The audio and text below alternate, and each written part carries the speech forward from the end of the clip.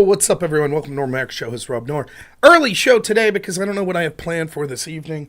I told people last night that I probably wouldn't stream today. I shouldn't, but I got some downtime here, so we'll see how long we go. Thought we'd just do a simple stream tonight. As with everything I do, ill-prepared. I'm the master at that. My goodness, if I would prepare for something, think how great I would be. I'm already great enough. So, hope everyone's having a fantastic day. I had a great evening. I had a rough week at work as far as sleep. So when you do home health care, sometimes, even though you're off the clock, sometimes things happen and you have to clock back in. So it was one of those weeks where it was like, dang, you have to be up, and so I was basically running on a 48-hour period of 3 hours of sleep. So we finished the debate last night after the rage quit from Destiny, which we'll talk about. And my wife was talking to me in bed, and I just zonked out. I was out. So feeling better today. I felt fine last night as well. But nice to get some sleep, a good night's sleep. It felt good. Oh, piss. I forgot to stream on Twitch. Let's see if I don't know if I click it now. I go through this thing restream, and I had to stop streaming through. Oh, there we go. I think I'm on Twitch now. Nice. By the way,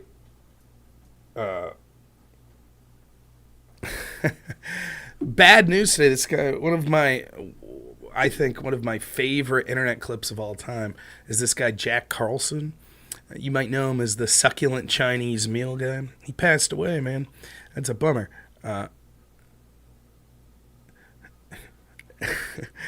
This is Democracy Manifest. Get your hands off my penis. What a great video, man. That guy left something. If you've never seen that video, just look it up. Succulent Chinese meal. It's brilliant. It's an absolute brilliant video, and it's completely off the cuff. Just some guy getting arrested yelling at the cameras.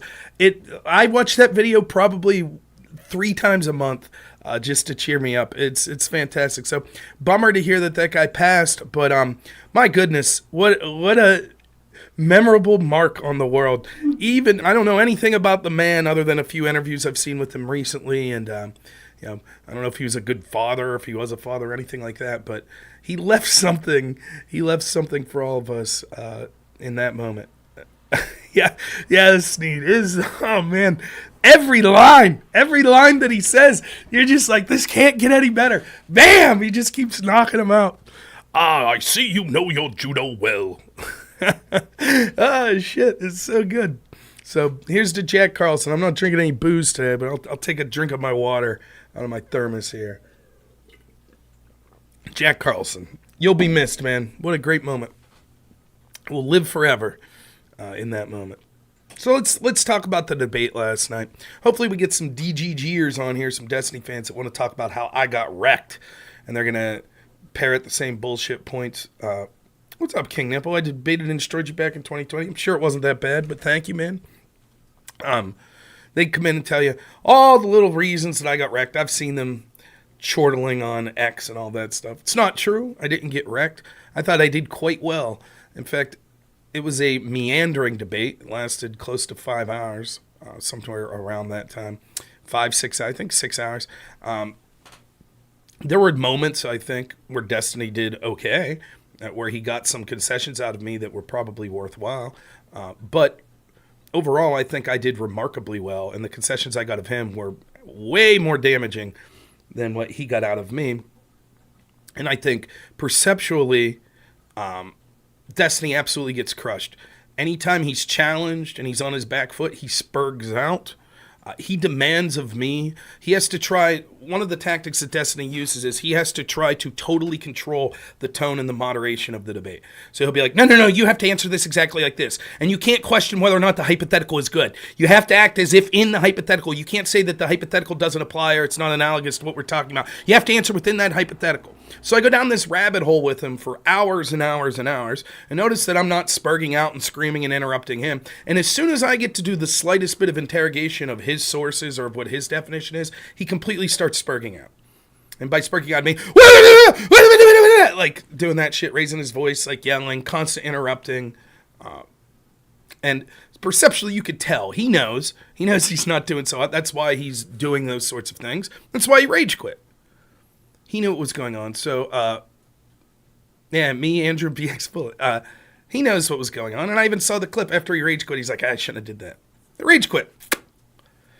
Ironically, the actual line that he rage quit on was indicative of what I knew the whole debate would be. And I think this debate also vindicates any sort of criticism that people may have had of Andrew Wilson's performance with Destiny. Now, I thought Andrew's performance was fine. I understood what Andrew's reason for accepting that debate was.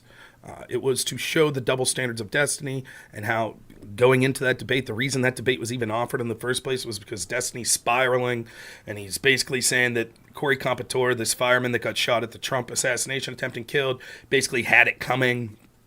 And he made comments to Pisco, for example, that he wasn't sure if he would not say that he didn't want the bullet to kill Trump, et cetera, et cetera.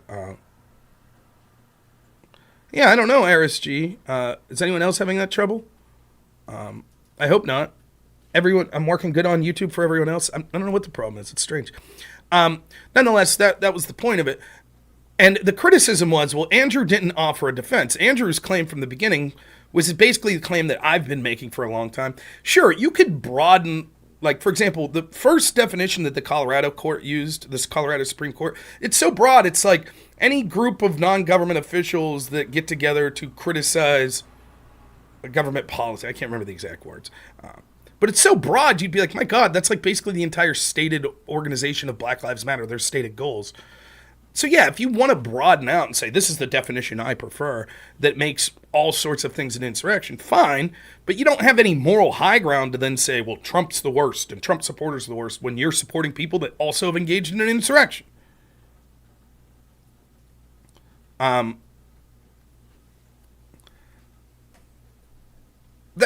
That's the whole point. That's what Andrew's point was. He says from the get-go, sure, if you'll concede that the BLM, many of them were insurrections too, sure, I'll say based on that definition, January 6th is an insurrection. Okay.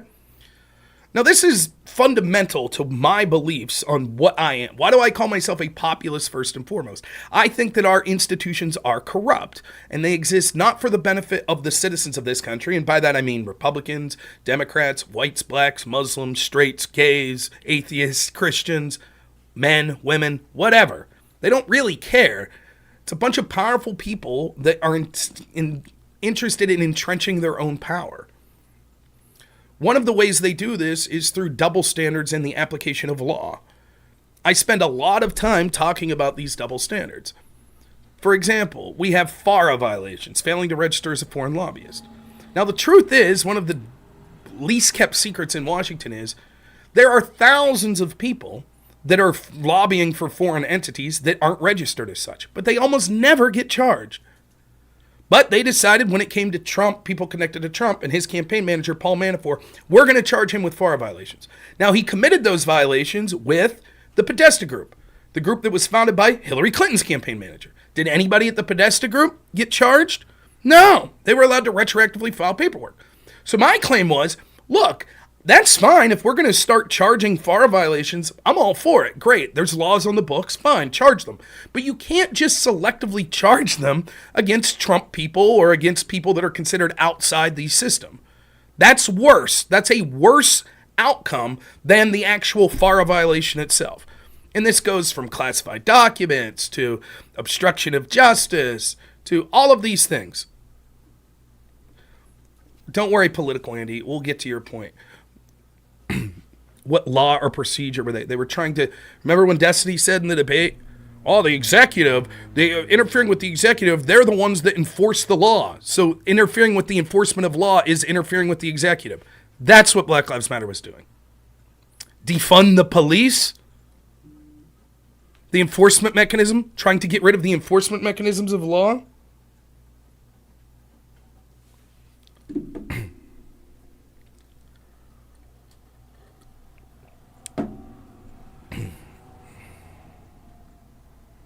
Okay, we will talk about that. The hypotheticals on robbery defense and that sort of stuff. So, Doesn't matter. They were literally burning down police stations. They were literally attacking the police. They were interfering with, they were unhappy with them, how the police were operating. They think it's systemically racist. They want radical change, including defunding of police, and they were literally interfering with the police in real time, including damaging their property and attacking the police. Clear-cut insurrection. Based on Destiny's definition. I don't think it's an insurrection. That is interfering. Remember the definition that the judge used that said that if someone interferes with the mail and then a group of people try to prevent the police from arresting that person, that's an insurrection? That's the judge in the court case where Destiny gets his definition from. Insurrection. Clear cut. That's like saying, well, Chaz Zone couldn't have been an insurrection. Literally taking land from the U.S. government and saying, we're going to put armed guards up that say you're not allowed to be here. Well, they weren't trying to stop a political process, right? So that's not an insurrection. It can't be an insurrection. Or if a bunch of people come together and attempt to assassinate and successfully assassinate the president, well, that can't be an insurrection because they're not trying to interfere with a political process. It's nonsense. Anyways, I'm getting sidetracked. There'll be a lot. I'll answer audience questions, etc. Anyways, Andrew's vindicated. Andrew Wilson's vindicated because the reason that Andrew didn't give a definition is because he knew that the debate would have turned into what my debate last night was with Destiny, which was 5 hours of meandering interrogation to the finest tooth of everything about that definition, which is fine. I didn't matter. In a process of a 1 hour debate that Destiny and Andrew were going to have happen, it doesn't get to the grander scheme of the fact that this is being clearly used as a double standard. And this is something that Destiny and the institutionalists, particularly those in the Democratic Party, are want to do. They want to look at everything in a vacuum, constantly. That's what they want to do. So they'll be like, Trump mishandling classified documents.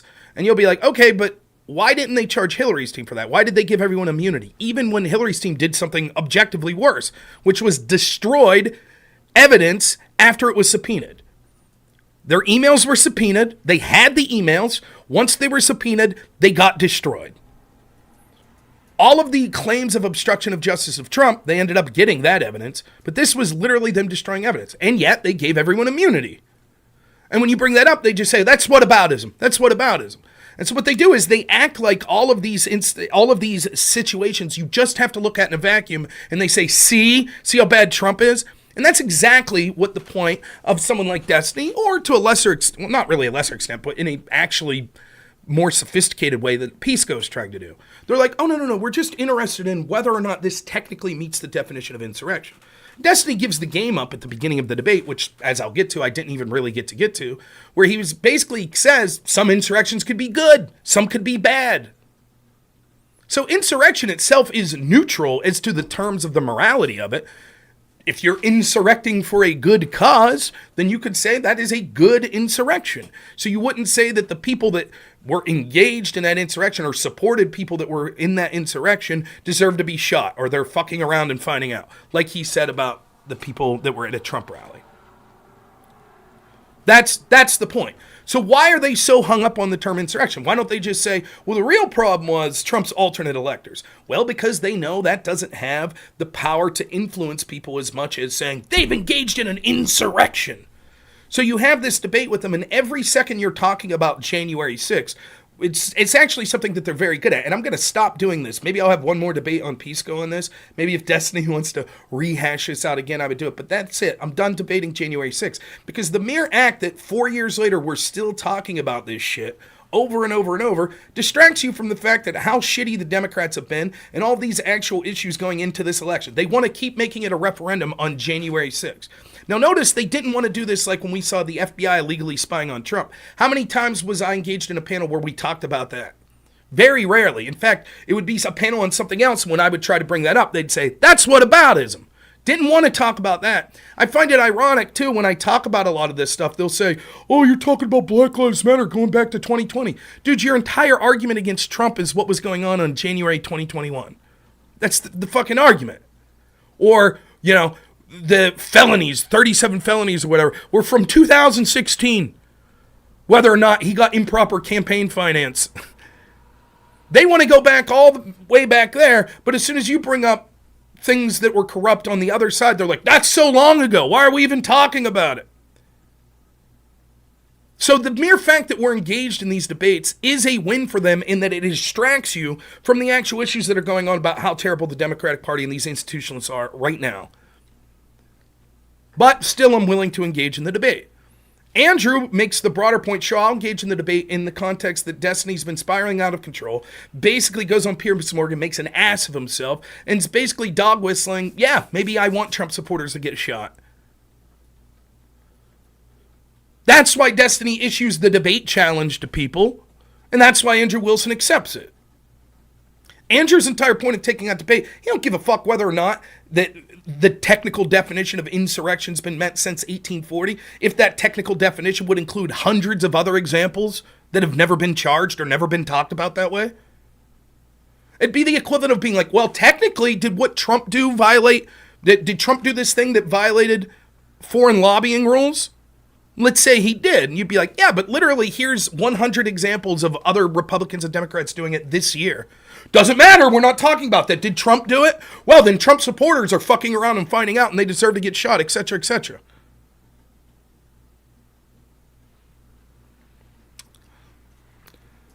So Andrew was actually correct in the way that he approached that debate, showing the absurd double standards and the definitions of destiny.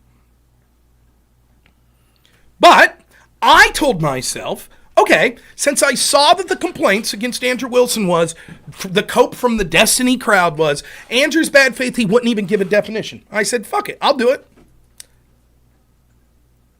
Now, I want you to go back to the beginning of the debate last night, right? I outlined, the very first thing I say is outlining exactly what's going to happen. And Destiny's like, well, you've given the game up. I said something to this effect. I was like, here's the deal. You just want to hyper-focus on what definitions of insurrection are so that you could get something to say, this potentially was an insurrection. Let me put it in a different way. That's a defensive position for me. For example, if we're just arguing whether or not Hunter Biden violated foreign lobbying, right? If that's it, if that's the debate, there's no offense that the Democrats get on that. They could just say, no, he didn't. And if they start to say, but wait a minute, Trump did it, and I say, no, that's whataboutism. We're not talking about that. We're only talking about the Bidens here. Only the Bidens. There's no offensive position. Nothing that's going to be said there moves the needle in the direction of some independent person for wanting to vote for Biden. It can only harm him. That's it.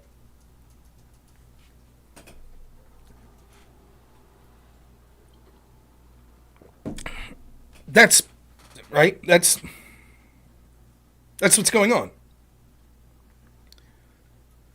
So when they force you to talk about January 6th, that's what Destiny, he knows that optically that'll, at best, it's probably going to be that I kept the needle the same. There's only a chance that, Trump's an insurrectionist, his people were insurrections. No, he's not, isn't really a reason to vote for Trump. So I said, that's what you want to do. And my interest in this debate is the reason you want to do that is because you want to justify your hatred of Trump and his supporters and justify all the heinous lawfare that's been used against them and justify the attacks that were against them. That's the point. Because there are clear double standards, and that's the stuff that I want to talk about. And he says, well, you just gave the game away, blah, blah, blah. Then what's the very next thing I say? I say, here's what we'll do. For the sake of being good faith, I will let you talk as long as you want in the first half of the debate about definitions of insurrection. I'll give you my definition. We'll talk about it. We'll talk about your definition. And I'll try as best as possible to not bring up the double standards, etc. We'll focus just on the definitions. Then, in the second half of the debate, we'll talk about those things that I want. About your absurd double standards and about all of these instances of left-wing insurrections. That's what makes Destiny's rage quit all the more egregious. Here's what you need to understand about last night. Over 5 hours of that debate was literally talking exactly what Destiny wanted to talk about. Literally. He wants to hyper-focus on the definition. I said, let's do it. That's his area that he wants to talk about, that he's been writing a dossier on, or whatever the fuck he's calling it. He's writing this big paper on.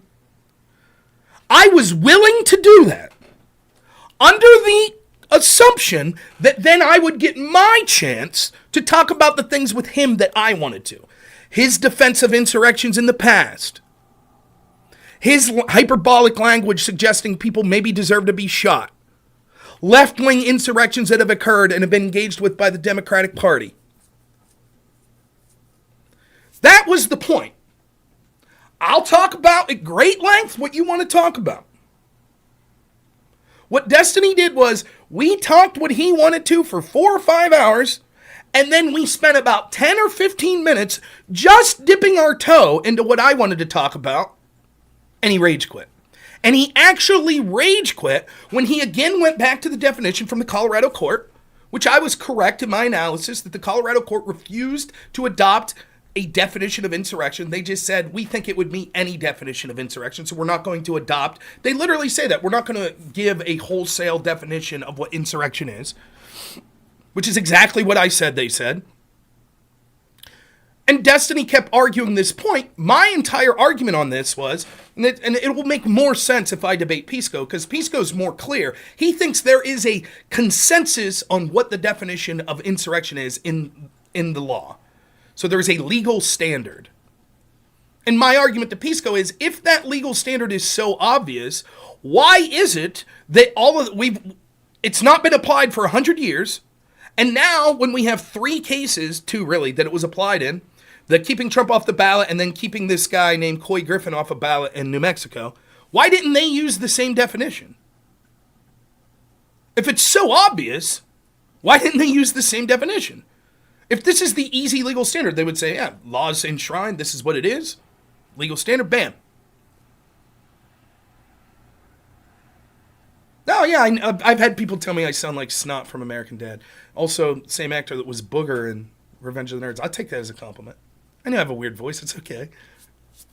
Rob sounds like he's going to cry all the time. Maybe. I'm not going to cry all the time. Maybe that's how I sound. I don't know. I don't give a shit.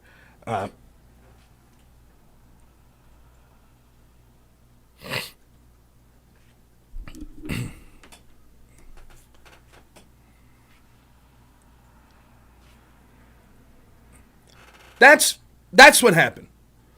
So Destiny goes back to that definition, and what he kept doing was, and you saw him spurging out. He kept spurging out because that's why I was making that claim. It's like there's not this one standard legal definition. It's not as clear-cut as you're saying. Even if we go back and we look, and Destiny's saying, well, it had this 3-pronged test. But Destiny's definition's 4-pronged, first off. It has 4 parts to it, and he keeps saying, well, it has this 3-pronged. I'm not denying that they said, yeah, we think this would meet every definition of insurrection. I disagree with them, but that's what they said. The point that I brought up was they didn't even define insurrection. And Destiny's like, you're full of shit, I need to read this, blah, blah, blah. And he starts reading it, which seems odd. This isn't my fucking big project. I work full time. I work 80, 90 hours a week. I'm not writing a 10,000 page dossier on January 6th.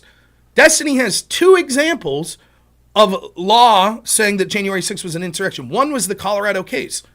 And he didn't know how they defined insurrection. He didn't know that they said, well, we're choosing to not define the word holistically.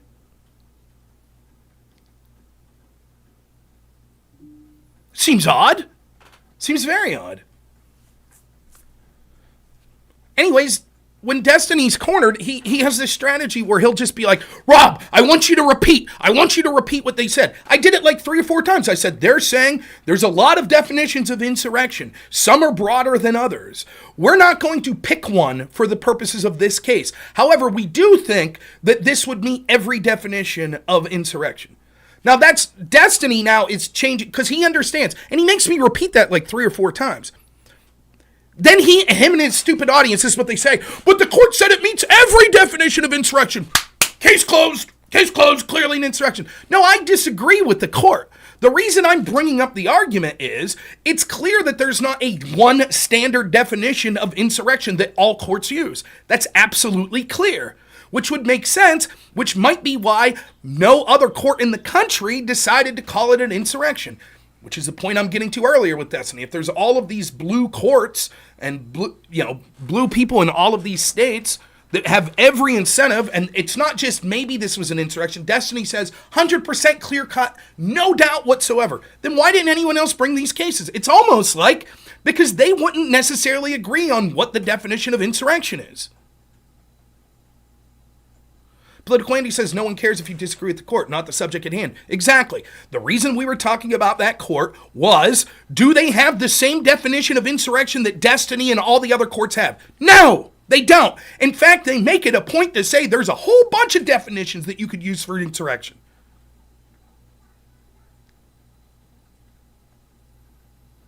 Why does there need to be a standard legal def? Great question. Absolutely a great question. I'm not the one who's saying there is a standard legal definition. That's the Democrats. That's Pisco's argument. That's in default Destiny's argument. That's their argument.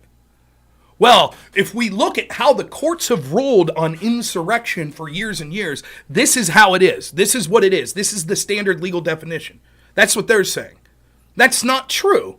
What my argument is there's no longer a standard legal definition. Yes, when this charge was being brought, right around the time of the Civil War, when the 14th Amendment was created, yes, they had a clear intent in mind. If you look at the insurrections they're talking about, like they're talking about things like the foundation of the country, the Whiskey Rebellion, which was a bunch of people basically forming a militia to fight back against federal tax collectors, saying they didn't have the right to collect taxes.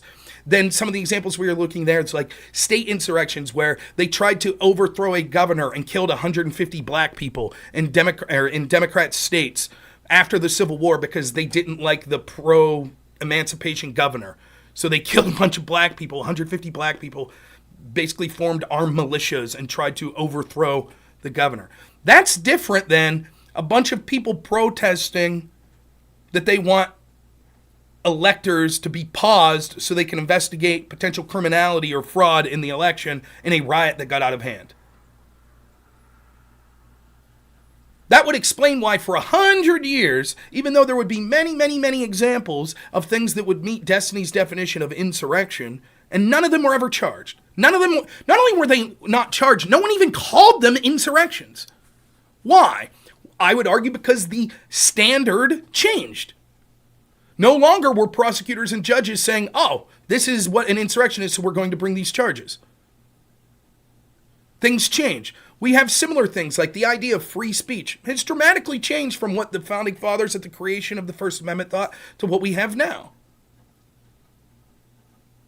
Doesn't matter that nobody needs to be charged. No one's saying someone needs to be charged. What we're saying is, if your definition of insurrection is so broad that there would be hundreds or thousands of examples of insurrections over the past 100 years, and not only has there never once been a charge, not once, but no one has even bothered to call those things insurrections. It shows that the interpretation of what an insurrection is, both legally and colloquially, has changed. So if your argument is no, my response to that is there is and has always been a standard legal definition of what insurrection is. My response to that is, but how can that be when there hasn't been a charge for 100 years, and when we finally get some court cases that deal with it, they don't give the same definition? If this is written in stone, this is the legal definition, why was it so difficult for them to come up with a definition of insurrection?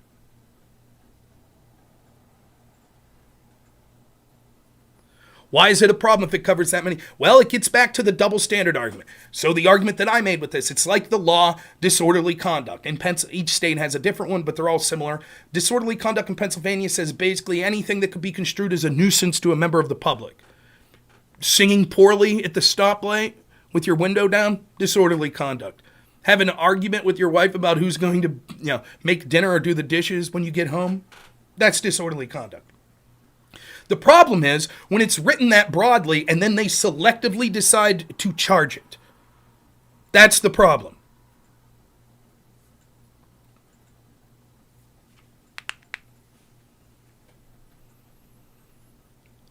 So that's what was going on. Anyways, so we're back to this definition part.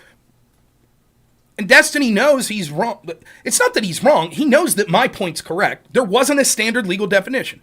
So the way for him to get out of that debate, he just wants me to repeat, but the court said it would meet every definition. I disagree with that portion of it, but yes, that's what the court said. No one's disputing that's what the court said. I said that's what the court said. Destiny's making me repeat that so then he could optically look like I wasn't correct when I said that the court said there were many definitions and they weren't picking a specific one. And then he could just say, see, this is what the court, and his dumb audience will be like, that's the end of the debate. Yep. It would be the equivalent of, let's say that there was a court in Texas that was like, yeah, this wasn't an insurrection. But they didn't define insurrection. And they were just like, I don't think this would meet any definition of insurrection. And Destiny's like, I think that's bullshit. I think it would meet this. I think it would meet this. I think it would meet this. And I go, repeat that last line. Repeat that last line again. Repeat the line. Oh, the court said they didn't think it'd meet any definition. There you go. There you go. That's it. That's it. That's end of story. Or hell, we could do it. We could do it even better than that. The Supreme Court said you can't charge Trump for the electors stuff. There. Read that again. Read it again, Destiny. He would say, yeah, but I disagree with that. Read it again, Destiny. Can you read it again? Do you think that would be a successful, if you're a DGG, or do you think that would be a successful argument? If Destiny wanted to debate me on the Supreme Court's immunity decision, and I just kept saying, can you read again what they said here? Can you read what Robert said? Can you read that again? Read it again? He would say, but I disagree with that. Oh, no, shut up. I want you to read again what they said. Read again. Tell me what that means. Tell me in your own words what that means. Can you do that? Can you tell me what they're trying to say here? Can you? How do you think Destiny would handle it? He'd say, fuck you, I'm leaving. But I sit there and take it. We weren't arguing what the ruling was. We were arguing as to whether there is a standard legal definition of the word insurrection. The court clearly exhibited it. No, there is not one.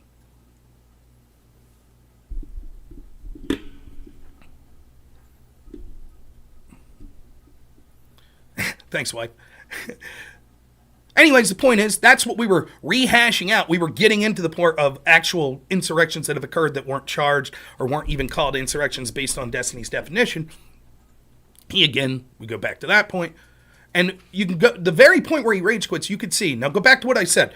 The agreement was we would spend half the time talking about legal definitions or our definitions of what insurrection was, which is what the entire debate was. It was like 5 hours of that.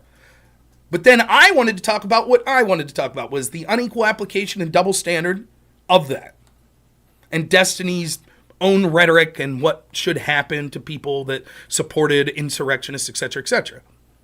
So we get 10 minutes into that. We start on the Vietnam thing a little, which is in the ballpark of that sort of stuff that I want to talk about. Destiny brings it back to this, and then I'm literally saying, look, this is exactly what you're trying to do with your rhetoric. You're just trying to get, this one court said it was an insurrection, that's it, and you want to ignore what we're going to be talking about now is the double standard of this, etc., etc. And what's he do? He rage quits.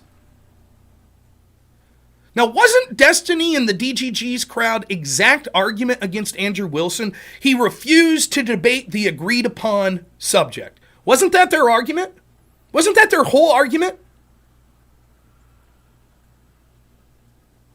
Wasn't that it? Then Destiny, as a precursor, as the opening to our debate, says, sure, we'll spend half the time talking about the definitions of insurrection and then half the time talking about the double standard and Destiny's rhetoric and why they are so gung-ho. And yet, what does he do? After 5 hours of me, I said, fine, you want to keep going on this? Let's keep going. 5 hours. 5 fucking hours. 5 hours. Not his debate with Andrew Wilson, where it was like 1 hour. 5 fucking hours of talking exactly what he wanted to fucking talk about. And then as soon as we get to the part where it's like, okay, now we're going to talk about the subjects that Rob wants to talk about, he fucking rage quits. Absolute fucking pathetic. Now, I want you to understand, I think I did very well in the debate, and we'll get to the specifics of it. But 95% of that entire debate was talking about the subject that Destiny wanted to talk about. And I still did that well. And I did it for a reason. Because I was not going to let them have the out. Oh, Rob's refusing to talk about what we want to talk about, like they did with Andrew Wilson. I saw what their cope was with Andrew. I said, fine, let's do it. You might disagree with what I said about my definition and specific things in it and self-defense and blah, blah. That's fine. You could disagree. You could say Rob even thinks that way because he's so biased. Fuck, you could even say that's bad faith, though I think it's ridiculous, but that's fine. You could say that. But what you can't say is I was unwilling to engage on the exact specific topic that Destiny wanted to talk about. And yet, that's exactly what he did to me. Exactly. How many other people would have sat there for 5 fucking hours talking about the definition? And then ironically, some of Destiny supporters are so fucking stupid. They're like, all Rob wants to do is argue about definitions. No, you dumb fuck. That's what you and Destiny wanted to do, you dumbasses. Mr. Midnight, thanks for the super chat, $5. That didn't seem the reason he kicked you, though. Wasn't it due to you repeating the same downplaying his debate-style talking points? No! The entire second portion of the debate that was agreed upon was supposed to talk about why Destiny is doing this. That was the entire fucking point that he agreed upon for the second part of the debate. We were going to talk about Destiny's rhetoric and how he's saying people fucked around and found out, and how he didn't call all these other things were insurrections that occurred on the left, and he or the Democrats didn't call them insurrections or demand that these repercussions be against them. That was the fucking agreed upon discussion we were going to have. So the fact that, well, he got upset because you were criticizing his debate tactics. He criticized my debate tactics the whole way through. Did I rage quit?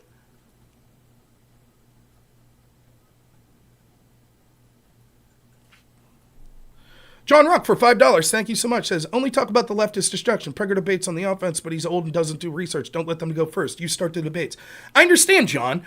There is a solid argument that optically, Andrew Wilson does a better job than me because optically, Andrew's like, I'm not playing your fucking game. What I wanted to show was I could play your game. I could fucking do it. I could wade in here and talk for 5 hours about this. I'm not saying I'm winning every micro point, but I'm doing pretty damn good.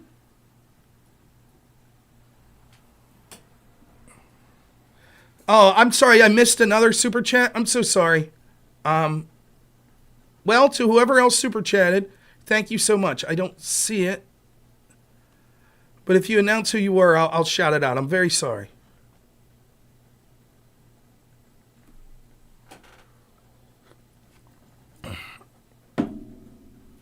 That's what happened. TL, thank you so much, man. Go ahead. If you had a comment, I'll read it.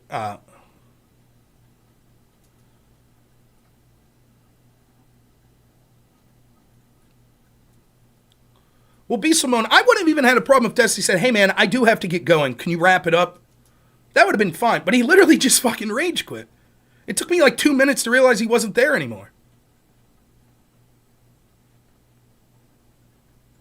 Dude, you didn't know the difference between compelling and convincing. Explain.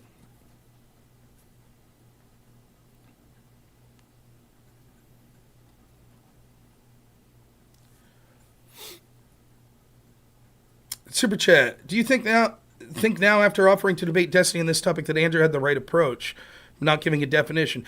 I can't say it was the right approach, but he had the right approach in understanding that Destiny was just going to run out the clock and wasn't going to talk about anything of the real significance, which is how is this applied in real life. So let's talk specifically then on some of the points that people want to talk about. Super chat from John Rupp. They're starting $2. They start talking. Comer Gremlins all rage quit. Yeah. So I'm willing. I see that there's some people here that disagreed with me last night. They could bring up the points they want to think where I'm wrong. That's absolutely fine. Now, to start with, let's talk about some of the areas that I'm being heavily criticized. Number one, thank you so much, Tainted Holy, super chat $5. Then the first 30 minutes of your stream, Destiny chided you for attempting to hedge his arguments early on. Debate tactics, right? That's right. And I didn't rage out or spurg out. You can see he did it the whole time. When he got to interrogate my definition, he was very calm. As soon as I'm like, okay, let's get to your definition, and I start interrogating it, and we start going to sources, all of a sudden he starts spurging out. Did I spurg out? No, he didn't schedule another debate with me. I messaged him last night and said, hey, despite how it ended, I had fun. That's it. I haven't heard back from him. So number one criticism I get, right? Here's the number one criticism. Rob used ChatGPT. Rob uses AI. All Rob does is he keeps typing in prompts to the AI until he gets the answer he wants. That's it. That's robnoerr. Rob GPT. That's all he is. Now, I can explain exactly what happened here. I talked to Pisco for like an hour on a Discord call, setting up a debate that I was going to have with Pisco, where this guy Avi is going to be the moderator. The debate was going to have several prompts. The first hour of the debate was, Is there a standard legal definition of what the term insurrection is? That's hour one. Hour two was going to be a combination of were certain Black Lives Matter events insurrections and were they engaged in by the Democratic Party? That was what we came up with. So Pisco was like, hey, here's some sources I want you to read from this Coy Griffin case. So he sends me these sources. He's also sending me screenshots of a couple things. Here's a screenshot of what our definition of insurrection is, etc. One of the things that the screenshot of his definition said was that it was federal crimes. Part 2 said that you're basically protesting federal crimes. And so I had heard Pisco say that he didn't think Destiny was making a very good argument with Andrew Wilson, where Andrew was like, why does it have to be federal? Why couldn't it be an insurrection if it wasn't? And Destiny was like, I don't know, blah, blah, blah. And Pisco was like, I actually disagree with that. I think that that's stupid. You could say, sure, there could be state insurrections. Now, so I asked Pisco, where are you getting these authors? And he mentions this Graber guy that testified in the Coy Griffin case. And then he mentions, and Destiny mentioned, Bode and Paulson was two other authors they had. So I was curious about what Bode and Paulson thought about some other things. Like, did Bode and Paulson say it could only be a federal insurrection? That's literally what I typed into Claude. Did they think it could be? And it says, yeah, they think that there could be insurrections against state government. Here's 5 reasons why. Now, brief pause. I had that from ChatGPT at the same time that I took screenshots of it. At the same time, I had a bunch of screenshots of like these articles that Pisco sent me. The reason I screenshotted them was as follows. After that debate with Andrew Wilson, I then did a stream where I reviewed that. Then I talked to Pisco about setting up this debate because we had this conversation with this Avi guy and this other guy who DM'd me for like an hour and a half. Now this is the thing that's funny. All these fucking DGG people think that I'm so bad faith, that I'm such a piece of shit. I'm literally talking for hours behind the scenes to set up a fucking debate that's literally putting me in the most difficult position possible. With a moderator that's going to disagree with me and agree with my opponent, having to debate a prompt that is literally the standard legal definition of insurrection. Something that I could basically give 2 shits less about, because my entire argument is, even if that is the standard legal definition, it's never applied, and it's clearly being selectively applied now by Democrats. But I'm agreeing to that debate. That's what I'm doing. And I'm spending hours behind the scenes talking to the people that want me to do this debate. Like, okay, let's set it up. Let's do it.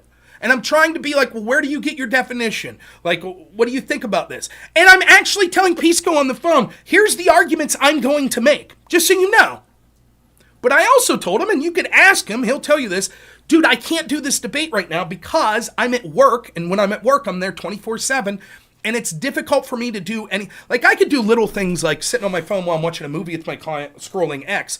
It's very difficult to read through court cases from the 1840s while I'm at work with a client. It's almost impossible. So I worked. Then I came home from work and almost immediately went on this little mini vacation with my family. Then within an hour and a half of getting back from that vacation, I went back to fucking work. So I was gone like 11 days straight where I couldn't do any research and I barely streamed.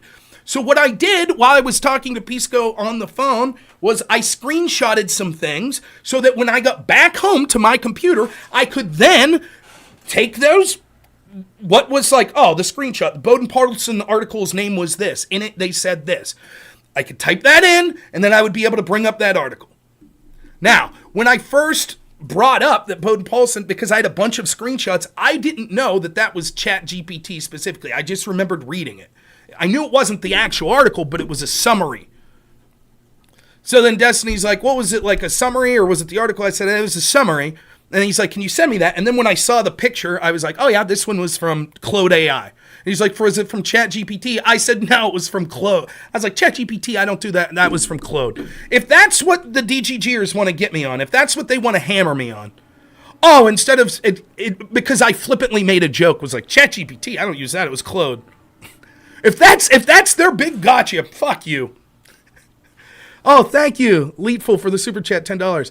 The debate immediately descended into meaningless pedantry, and it's the sweet spot he's comfortable he could win in or tie by spur bustering. Yeah, that's exactly right, but I was willing to jump into that if he wanted.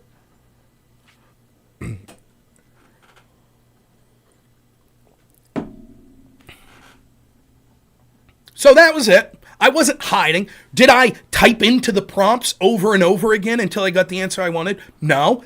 I literally, the prompt I just said was, do they think there could be state insurrections? That was it. Now, now, here's the other thing. So then I get home from work yesterday, and Destiny messaged me probably 10 days ago and said, hey, if you want to talk about January 6th, let me know. I said, I'm really busy. I don't know when I'll be getting off work. But yeah, as soon as I do, I'll let you know. So I let him know. I said, when do you want to do that debate? You want to do it tonight? He says, sure. So I had early dinner with my wife, and I was up here by 4 fucking o'clock. Okay, that's it. I didn't have a chance to read through all of this shit, but I'm not the one claiming that I'm writing a dossier on it and spending hours after hours after hours as basically my full-time job like Destiny is, researching all things January 6th. How the fuck did Destiny not know there could be insurrections against the state if he's read the very authors he's getting his definitions from's papers? How didn't he know that? Isn't that odd? How didn't he know what the Colorado official definition of insurrection was, the Colorado court? Isn't he the one who claims that, Republicans are unwilling to research, blah, blah, blah? Pisco even came on the show afterwards and said, hey, Rob, at least you try to read the shit I send you. Destiny doesn't do that. Isn't that odd? Isn't his whole fucking argument against Trump supporters that they're willfully ignorant? I'll fully admit, man, I don't do near the research that I should. But I also do this as a hobby. I work 90 hours a week. I have a family that I love. Yeah, I'm not sitting here for 8 hours at a time reading old court cases or academic scholarly papers on definitions of words. Absolutely true. I'm trying my best to skim through things that I think are relevant, but I'm willing to hear people out.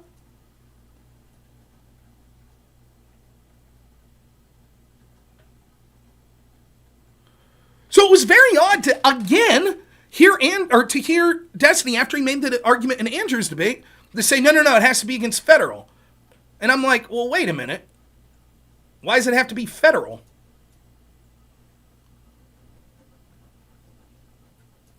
The authors that you're citing, Bowden Paulson, seem to say there could be state-level insurrections. And then what happens? He's like, what article was it from? I said, here's the article it said. Okay, let's go to it. So me and him each pull up the article. I couldn't find it. He found it. He sent me the article. I used the search function, and I searched, state, I think. Get to, the 9th time state said, and it says, here are examples of people in state insurrections. Destiny says, oh, okay, I guess you're right. That's it. That's it. That's the big attack against me from Destiny's crew. He used ChatGPT. What the fuck are you talking about? I didn't use it and keep typing tell me that January 6th wasn't an insurrection. It had nothing to do with that. All the other things Destiny said, you just send me screenshots. Absolutely true. That's what I did. Each time we went to the article, and those articles said exactly what the screenshot said. The reason that I didn't have the article to send him, I again repeat, was because I just got home from work. I screenshotted that shit at work. I literally did not have access to my computer before I was debating Destiny. Tainted Holy, super chat for $5. The Wikipedia warrior criticizes you for using one of the AI responses for reading the primary source for. He does wiki and does no more research. And that's another thing to say to the DGG crowd. Isn't this the exact criticism that people make of Destiny? Oh, he just gets shit from Wikipedia. How's that any different than getting something from AI? The problem would be if I got something from AI, right, and then cited it as truthful, and then we went to the source material and it was wrong. But it wasn't. It was correct. Even Destiny conceded. It wasn't even a big part of the debate. It was the only time AI was brought up. Wasn't even a big part of the debate. But isn't that the same criticism that DGG... And it just goes to show how fucking bad... And by the way, they're so dumb. I hate to insult someone's crowd, and it's not everyone. But some of the most vocal haters on DGG... If you don't know, DGG is Destiny's audience. That's what they call themselves. Because we're boomers here. So, what are we normies here, right? Anyways... They'll accuse me of gish galloping. It's exactly what... Rob talks too fast. Exactly what Destiny does. Rob's just using debate tactics. That's what Destiny does. Can anyone point to me any time... I'm serious when I ask this. I'm sure it's happened. Destiny's very good, and I don't blame him, at yelling, source, source, every time I debate him. Every time. Source! Can someone show me even one time where we went to the source and it didn't say what I said it was? Ever once? Joe Biden never Cast shade on the vaccine. Source! Here's the source. Oh, okay. Comey didn't say that the reason that he reopened the investigation was he thought Hillary was going to win and was worried. Oh, here's the IG report that says that's exactly what Comey said.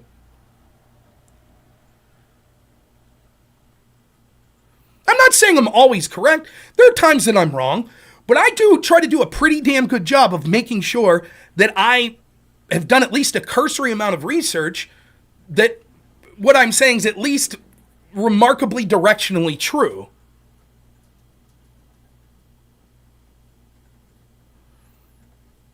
And I think most people would agree with that. And Destiny gets frustrated. One of the times I debated Destiny, he said afterwards, I'm the most bad faith person he debates. You constantly have to check the sources because I lie so much. Give me an example. Where? Where did that happen? So now his crowd's flipping out because I use Claude AI. Again, they're accusing me of, I just keep typing it in. Say that it wasn't an insurrection. That has nothing to do with what the AI search. I said these two authors, what did they say about the abilities to insurrect against the state? I mentioned that to Destiny. He said, where's it from? I was like, I don't know, it's a summary. Then when I saw the picture when he wanted me to send, he says, ChatGPT. I said, nah, it's Claude.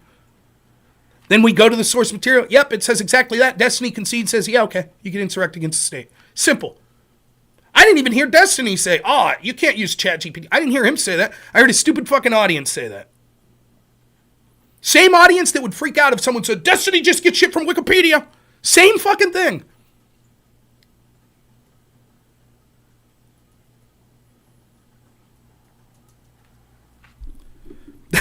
That's it. So that's criticism number one.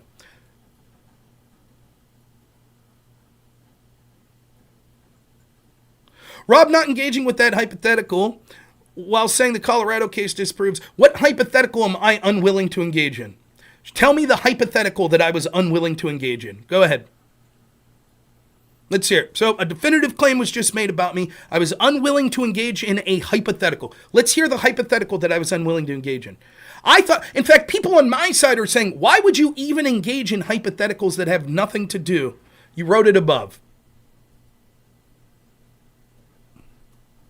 The people on my side are saying, you spent too much time engaging with his bullshit hypotheticals. Okay, man, I've scrolled up quite a bit and I don't see it. So you could either retype it or...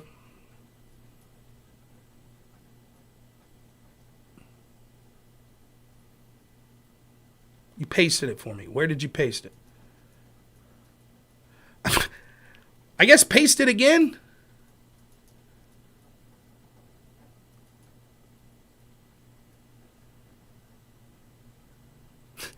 See if we're fucking...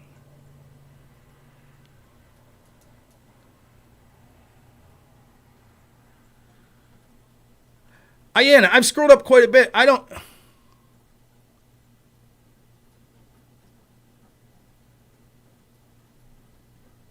All right, whatever. Fuck it. Moving on. I don't see it.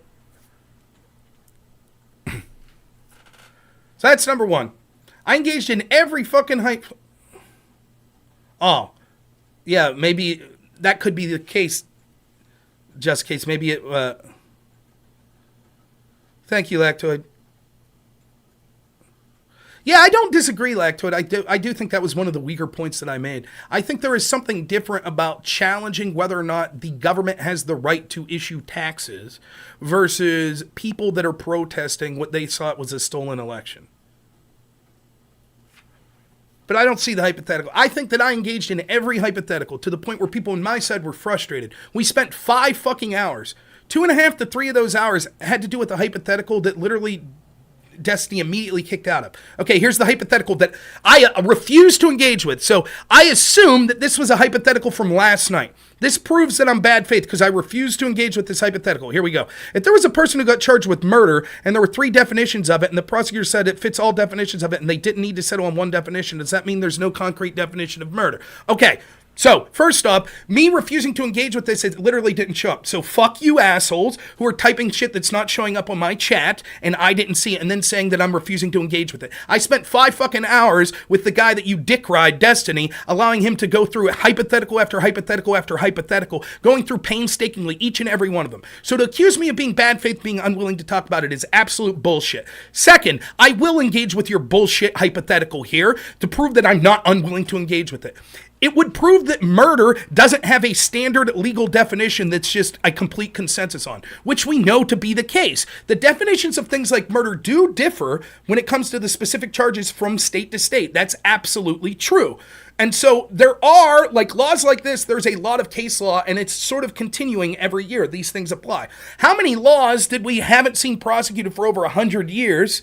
And we could see example after example that would meet the definition that someone's saying, and they're saying, this is the definition. This is the standard legal definition. This is what insurrection is. This is what all the courts agree. But there haven't been any charges of it for 100 years, even though there are obvious events that would have met that. And the courts now, 100 years later, don't even agree. In fact, the Colorado court's saying there could be all sorts of varying definitions. So yes, what it would show is that there isn't a consensus standard legal definition. That is exactly what it would show.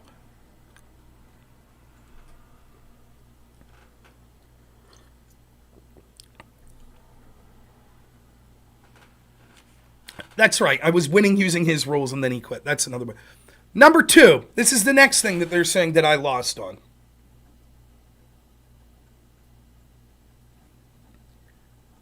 Rob said that if a criminal breaks into your house and has a gun,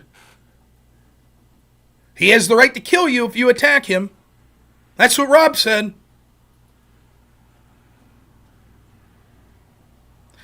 You're using the term concrete definition. I'm not exactly sure how you would define that. The way that Pisco and others have used the term standard legal definition is, quote, there is a broad consensus on there is a definition of this word. I would say that that's not the case. There is colloquially a definition of what we consider murder to be, but murder, or the specific crimes of different types of murder, first-degree murder, second-degree murder, etc., can differ state to state. So no, there isn't, by very definition, there is not a complete consensus on what those forms of killing person is. Right, every state defines every crime differently. So is there a consensus on what the definition of the crime is? Into Q-Tip says, for $2, because most of it's subjective. Now, did I say that if a criminal breaks into your house and has a gun and you come at them, they have a right to self-defense to shoot you? No, I didn't say it. In fact, I was quite clear that I said the opposite. Quite clear. What I said was the idea of premeditating using violence. There is a difference between me saying, I'm breaking into so-and-so's house, I'm going to kill them, and then I'm going to take their stuff. As opposed to saying, I'm going to break into so-and-so's house, I hope they're not there, I'm going to take their stuff. But I have a weapon on me if I get attacked and have to defend myself to get out. That doesn't mean that I don't think that they're morally correct, or that I do think they're morally correct. I don't. I think the homeowner absolutely would have the right to defend themselves and their property. Absolutely. But that doesn't mean that it was premeditated for that person to say, I am going there to kill this person. I'm going there to physically harm this person.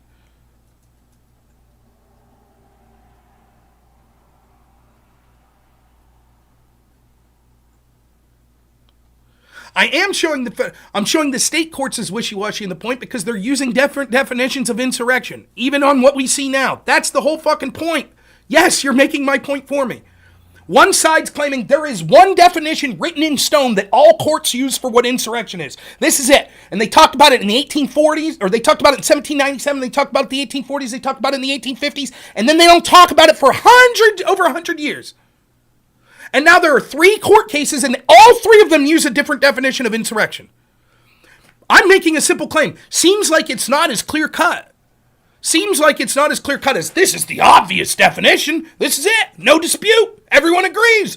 All courts agree. This is the definition. Seems like that's not the case. That's it. That's the fucking point I'm making. And you can't get it through your thick skulls. Oh, what do you mean there's not a definition of insurrection?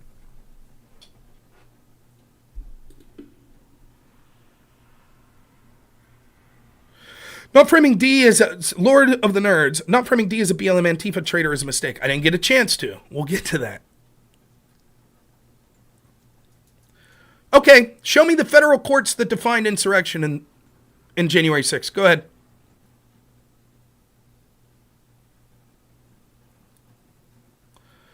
It's a federal issue. Yeah.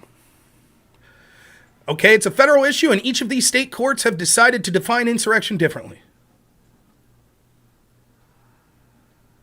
Nope, didn't say that. If there is a definite... Again, do you see? So if one person commits a crime in one state, and then in a different state, and they're prosecuted differently, does that mean they didn't commit the crime? Where did I say anything remotely like that? I made a simple point. One side is saying there is one standard consensus definition of what insurrection is. They're saying if you go back and you look at the 1850s, you can see that. My argument is, if that's true, then clearly when this was brought up in court cases now, the Colorado court would have said, clearly we know what the definition of insurrection is. Everybody knows there's only one definition. All the courts agree. And the New Mexico court would have said, we agree. There's only one. It's a federal crime. We all know what it means federally. And the district court in Colorado was said, we agree. There's only one definition of the term insurrection. Instead, all three courts had different definitions, including the Colorado Supreme Court acknowledging there are a lot of varying definitions of what insurrection could be. Your definition federally comes from the Constitution. Prove it. Show me in the... Okay, here is the definition that Destiny's citing, so I want you to do this. So I'll read this out loud. Just Chase is going to read us... I want to know the article in the section of the Constitution where it says the following. Ready?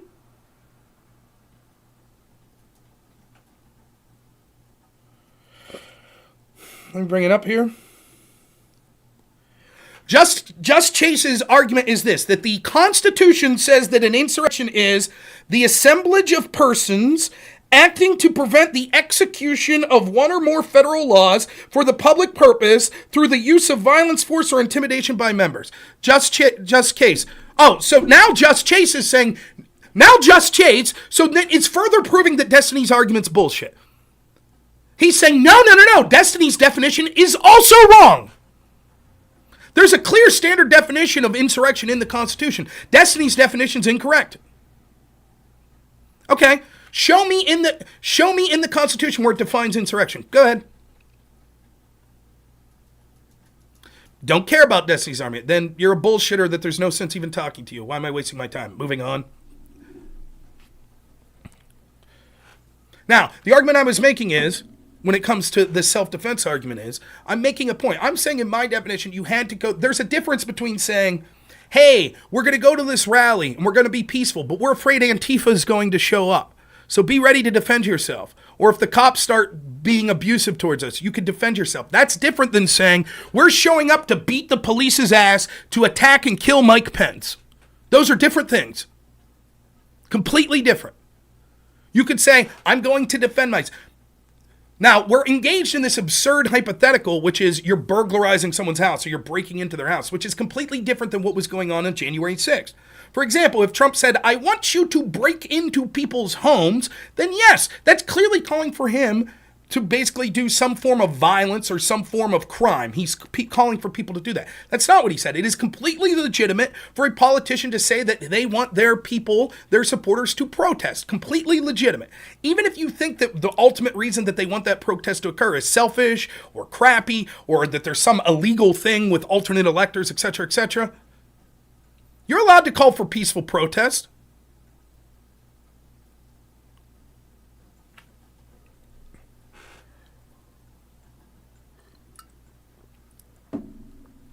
But Destiny's like, no, we gotta do this hypothetical.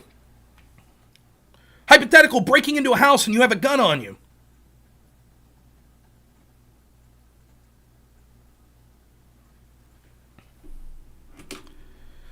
This is the last time I'll deal with protagonist of reality, who's clearly not a protagonist of reality, or maybe he is in this age because he doesn't seem that bright. The problem I'm having is this, that if the definition that we hear being cited by Destiny and ones similar to that are true, there would be hundreds upon hundreds of definitions of insurrection that have occurred over the past 100 years, and not only have they not been charged, no one's even called them insurrections. That's the problem. So it seems like the insurrections that we were dealing with back in the day, such as the Whiskey Rebellion or things related to the Civil War, were completely different than political protest upset about the outcome of an election, that then there's small clashes with the police like happened to January 6th. And so the fact that they are the ones saying, oh, no. The reason that Destiny could look at this at first glance and say, this wasn't an insurrection, obviously, which was Destiny's original take, but change his mind now is because now he realizes that there is this standard legal definition of what an insurrection is, going back and looking these cases at the 1850s. And I'm saying, no, it's not that simple. There isn't just one definition, because if there was, then all of these courts now would have used it. So it's clear that there's ambiguity in this. It's not a clear-cut insurrection. Destiny's making the argument that it was so clear-cut that if you were a Trump supporter and go to a Trump rally and you get shot, you should have expected it. Fuck around and find out. That's how clear-cut of an insurrection it was. It's not just a no one's been charged argument. But, okay, I'm done. Thank you so much for enjoying your time, Protagonist Reality. Done talking to you. I explained it over and over again. Now, I can tell that you're a Destiny fan, though, because this is the same thing. You re-explain things. Oh, so you're just saying. It's not what I'm saying. I've explained it 4 times. Anyways, moving on. That's right. The Constitution doesn't define insurrection. They're lying about that as well. So far we don't agree with Destiny's definition. There's another definition. It's in the Constitution. They can't point to where in the Constitution that definition of insurrection is. I didn't just say that, though. I said the fact that it hasn't been charged shows that that's not the definition that's being used over the past 100 years. Then when they say, but it's always been that definition. There's always been one definition. That's what it's been. And then they all of a sudden, after 100-something years, just target Trump people. They ignored Black Lives Matter. They ignored all those other ones. And they just targeted Trump people. And they can't even come to a consensus definition then, shows that there's not a standard definition, which is why it matters. Anyways, done rehashing the same arguments here with the fucking moron. It was so obvious. Everybody could see with their own eyes it was clearly an insurrection. But no one was charged.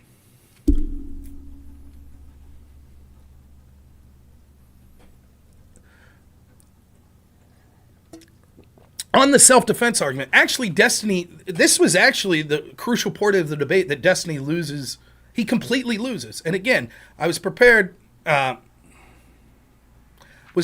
to bring this up when we got to the second half of the debate, because I again remind you that the agreement was, the first half of the debate we would talk about definitions, which is what he wanted to do. We spent 5 hours on that. The second half of the debate we were going to talk about Destiny having a double standard, saying some insurrections could be good, saying that Trump supporters fuck around and find out because they're supporting insurrectionists, showing that there were all sorts of left-wing insurrections under his definition that would have occurred that he didn't call out, that Democrats didn't call out. That was supposed to be the second part of the debate, which he rage quit right as we were entering into it.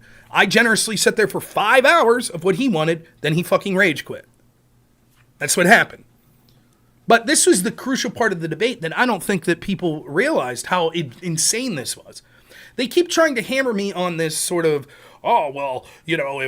if the burglar has a gun and then he shoots and blah, blah, blah. And I'm making the point. I'm just saying that there's a difference between premeditated killing. I'm showing up to murder this person versus I'm showing up and I happen to have a pocket knife in my pocket and I'm going to burglarize this person, but I'm not trying to harm them. I'm hoping they're not home. And then the person runs out and grabs you and you stab them. The violence wasn't premeditated. Now, legally, can you still be charged? I'm not sure what the legal definition is and how that works if you're in the commission of a crime. But that doesn't mean that you sat at home thinking, I'm going to kill this guy. That's what I'm saying is different. It's an easy point to understand. Then I bring up the George Floyd point.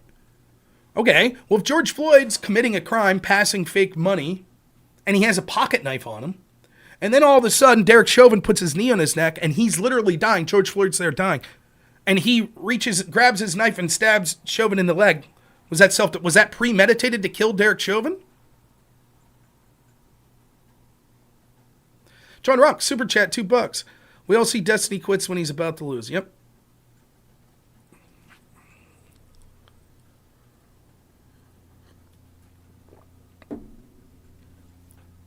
I don't think that that's necessarily the case. The premeditation can happen in a second. It may technically be true, but I'm not sure. I think that's what separates first-degree murder from something like second-degree murder. Like, in the heat of a moment thing,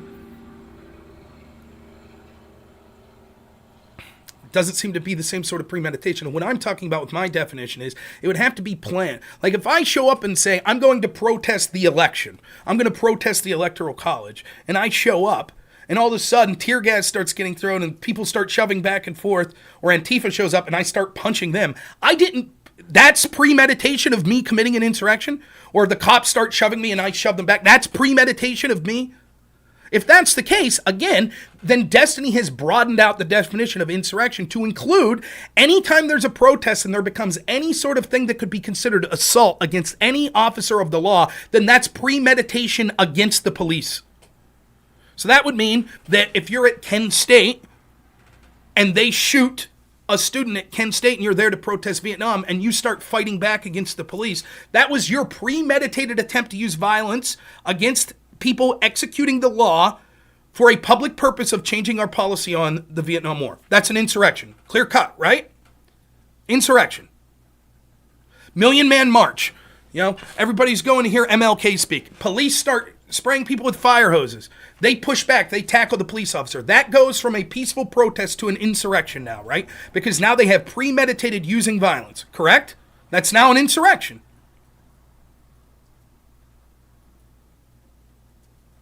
Just to be clear, this is exactly what I'm talking about. You could broaden the definition of this shit to basically include anything.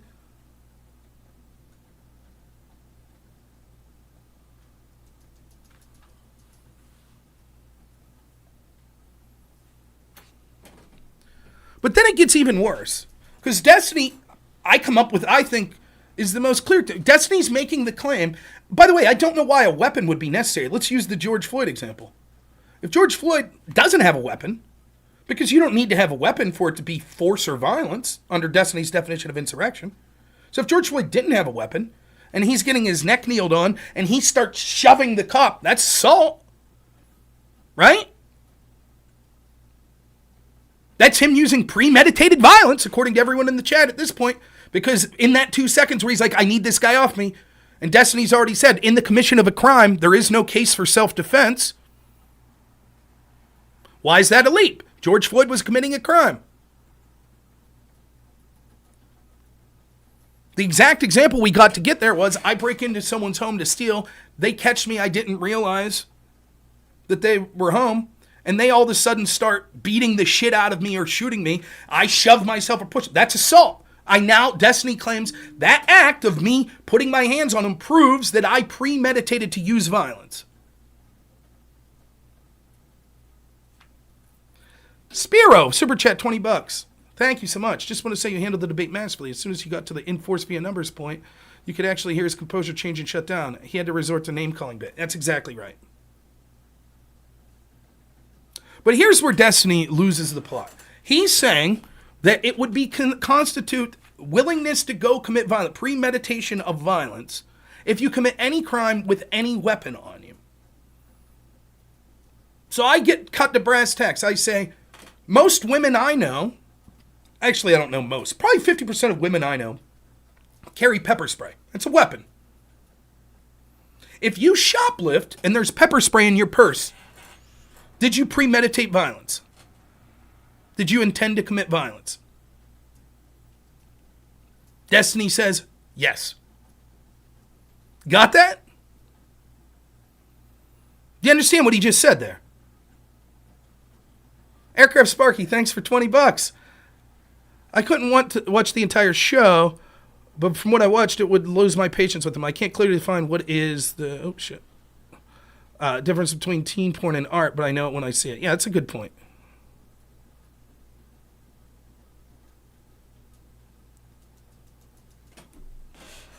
Now, if we go to his definition that says, part of his definition is, acting to prevent the execution of one or more federal laws for the public purpose through the use of violence, force, or intimidation by numbers. That's premeditation to commit violence if you have pepper spray on you. That would mean if you showed up to any protest and you had a pocket knife in your pocket, and you had pepper spray on you, that's premeditation to commit violence. Or let me steelman his position a little better. Any protest that resulted in violence and you had one of those weapons on you would be a premeditation of it. Because remember, these absurd analogies are all going to come back to Destiny claiming that January 6th met my definition as well, that there was a pre-planning of violence. Now, when we get to that part, and he says, oh, yeah, it meets every part of your definition. I said, where was the pre-planning of violence? He says, there were thousands of weapons. Now, take that in conjunction with what he said about the woman who shoplifts with the pepper spray. What he's saying is, the mere act of having a weapon of any sort proves that you were premeditating violence. What were the weapons? He didn't really tell you what the thousands of weapons were, did he? Because here's going to be the problem. There were a handful of guns. None were discharged. Sure. But many of the weapons cited are things like this. Flags. Bottles.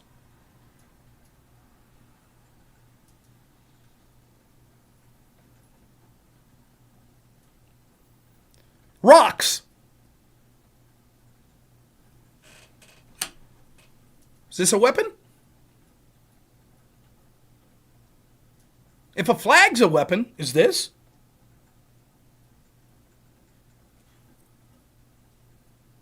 If I show up to a political rally with a pencil in my pocket, and all of a sudden a riot breaks out, did I premeditate to commit violence to overthrow the government?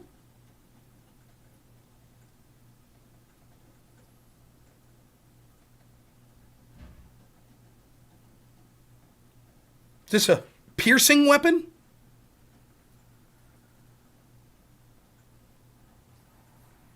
Now, ironically, Destiny drops that point.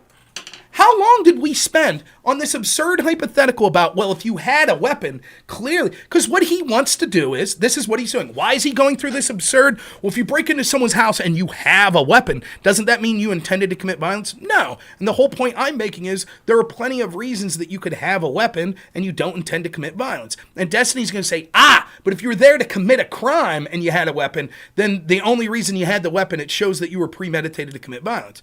And the reason I'm like, but this is an absurd analogy, because the people weren't showing up January 6th saying, I know I'm committing a crime. They were going there to protest, which they have every legal right to do. And even if the crime is things like trespassing and things like that, no, that doesn't mean that because you stayed beyond a fence where you were supposed to be, that you all of a sudden intended to commit violence because you happened to have pepper spray in your fucking purse. It's completely outlandish. And it wouldn't be an insurrection. It would be a riot that got out of control. Or it would be trespassing. Crimes like that. That doesn't make it an insurrection. So Destiny spent like an hour or more on this absurd if you have a weapon. And then as soon as we get to the point where I'm like, can you prove that they intended to commit violence? Well, there were thousands of weapons.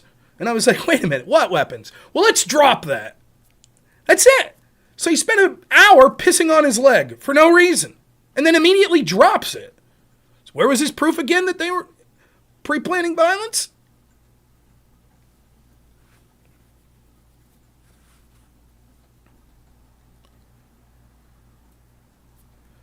I didn't see it.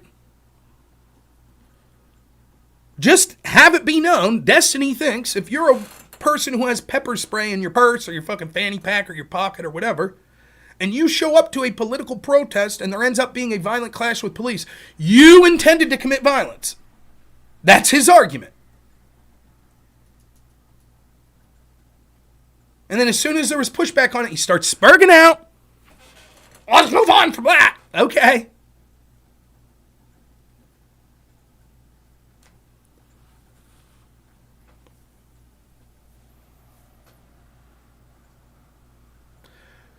Lactoid brings up a point. What about the fact that I said that there's a difference between the Whiskey Rebellion, which sought to say that the federal government does not have the right to issue taxes, versus something like questioning a specific law like the Electoral College, or let's do even better, like what happened on January 6th. What happened on January 6th was tantamount to saying, we think the election was stolen, we don't want these slates of electors passed at this point until these things are properly investigated. That's different than saying, we don't think that people's votes ought to matter. We don't think that electors should exist. There seems to be a difference there, and it's hard to articulate in words. The Whiskey Rebellion saying the federal government does not have the right to tax anyone seems to be different than saying, I'm going to rebel because I think the federal government taxed me too much.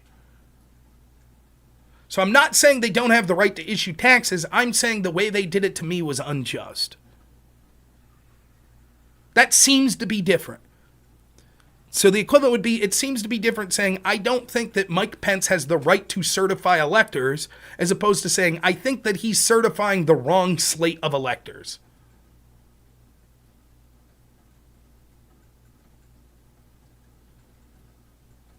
No, they weren't saying they had the right to stop it. They were saying they had the right to want Mike Pence to issue a separate slate of electors. They absolutely had the right to want that.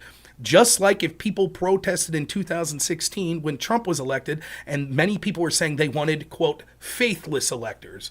You saw all sorts of people of Hollywood saying this and other Dem strategists that said even though Trump won, they thought that the electors that had to submit their votes should, because Donald Trump was such a unique menace, be faithless.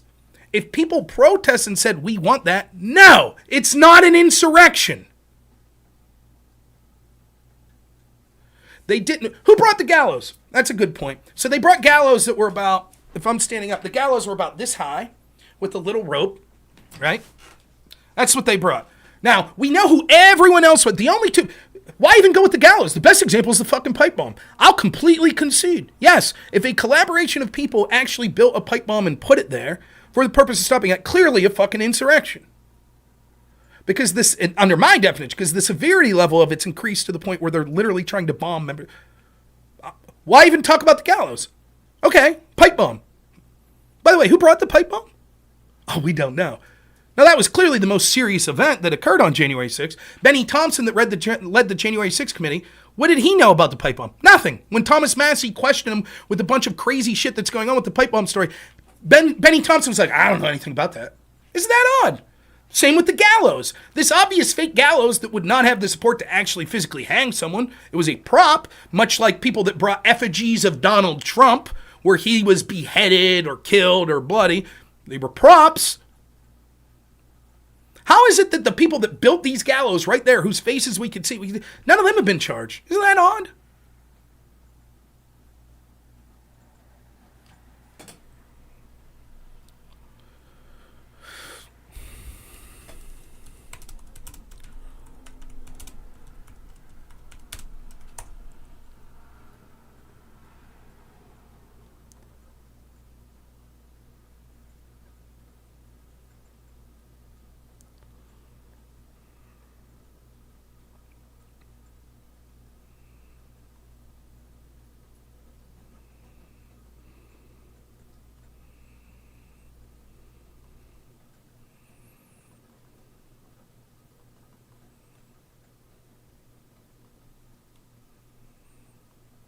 What did I say? I said the gallows came up to here. Okay, they came up to here. My bad.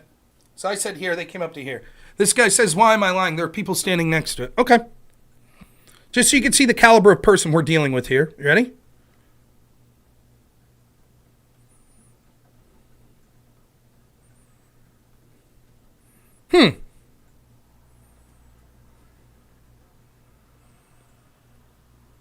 So that rope, where you'd see that rope's about at his waist there.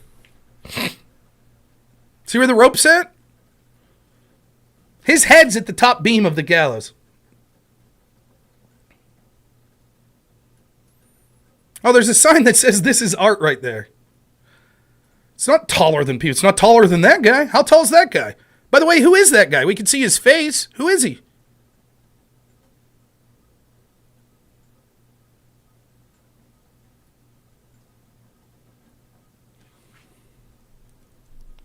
Was there a floor that you could drop through? Have you seen that? It had a working collapsible floor. That's your argument? You're saying it had a workable, collapsible floor. Because if it didn't, then clearly it wasn't an operating gallows, correct? Can you show me that? Can you show me the workable, collapsible floor? Just curious. You're saying this was a functional gallows. Go ahead. Can you show me that?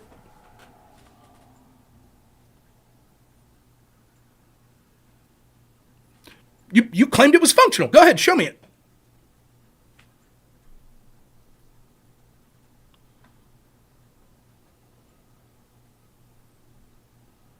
I'm not moving the goalpost. Most gallows will be so that you could stand there like this. Well, I won't stand. But most gallows will be that you could stand and the rope comfortably is around your neck with the top beam above you. That's how most gallows work. It's not that you have to hunch over like this and they put the rope while you're hunched over, and if you stand up, your head would be hitting the beam and then the floor collapses.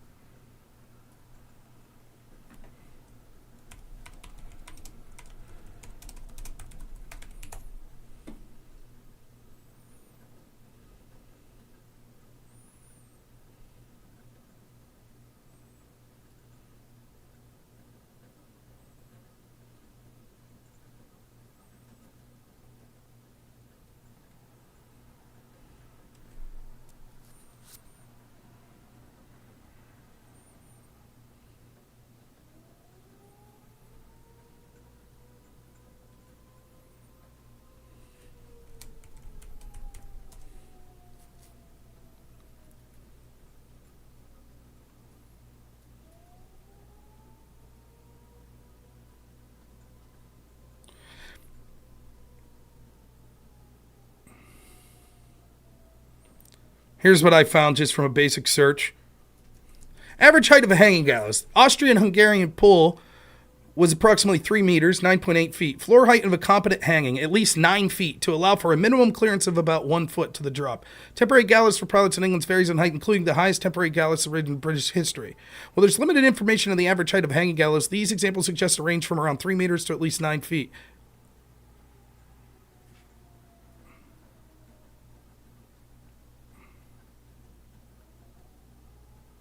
That gallows was not 9 feet. Show me a gallows where you have to bend over to get the rope around your neck and stand there hunched. Show me. Show me a picture of it. Just one. Show me one picture and I'll be willing to say, okay, that a person of average height, because again, let's go back to the gallows in question.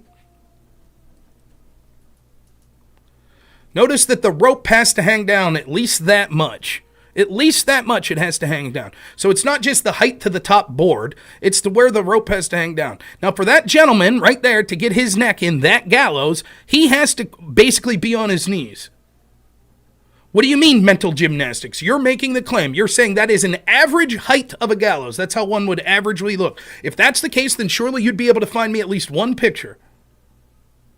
The platform's included in the 9 feet. That's if the platform had some sort of ability to drop. And even then, if we included that, that's would still be the total height of the drop that would require from the gallows. Still wouldn't mean that the platform that you stand on is so small compared to where the rope's hanging down that people have to bend over. No, show me one picture of a gallows where a person had to hunch over to get the rope around their neck. Show me one picture of that, ever. One picture. You're saying this is average. That means there's surely dozens upon dozens of photos that you could find. Go ahead. By the way, notice the small length of the rope there. How would you even hang someone in that rope? Okay, it goes to Wikipedia. And I see that that board is remarkably above their head. Yep. Okay.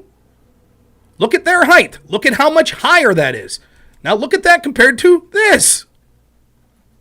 Thank you for providing an example that shows that you're wrong. Now, can you provide me an example that shows that's not the case?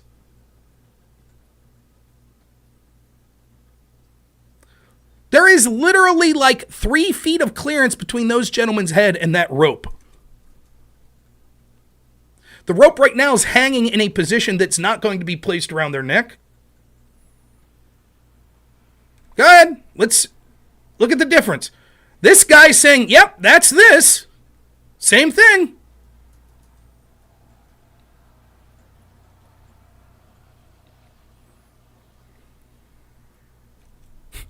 This is art. That's the best part. Surreal. It's surreal. And he'll be like, the mental gymnastics that you're jumping through. The mental gymnastics. By the way, again, important to note, look at the rope. You see that rope? That rope's the rope they were going to hang someone with. Let's look at the rope in like a real gallows. Oh, wow, it's huge.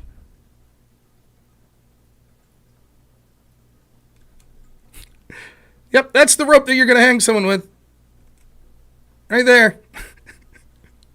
It's real. It's a functional gallows. Wonder why they never arrested this guy right here. Isn't that odd? All the other people they could find, not that guy. Isn't that odd? Huh.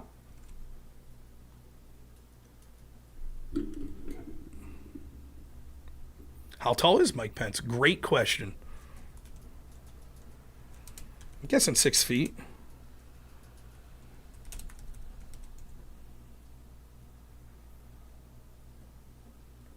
$5'11".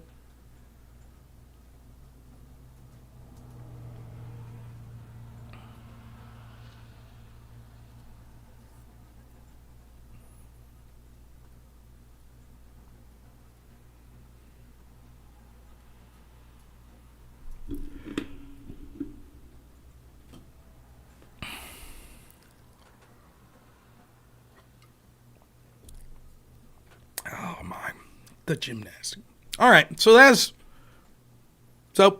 Destiny's argument. You're premeditating violence if you're a woman who shoplifts and you have pepper spray in your purse. That's his argument. Any other points that I lost? The taxation point. I'll agree that my definition is definitely a threshold definition, right? Where it says, what does serious attempt mean? Man, there's problems with that. Thanks, Eric.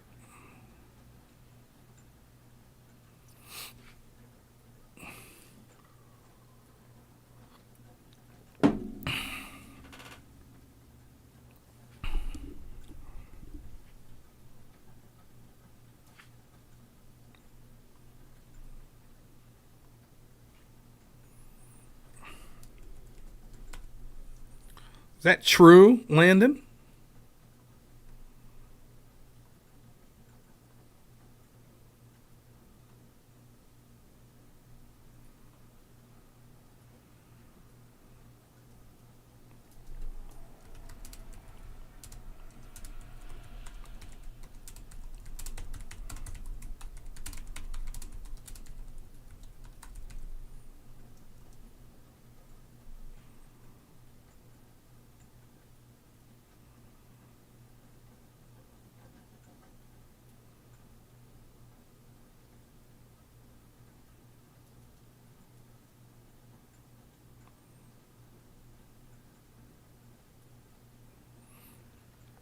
This is just, I haven't looked at the entire January 6th report. Here's what AI says.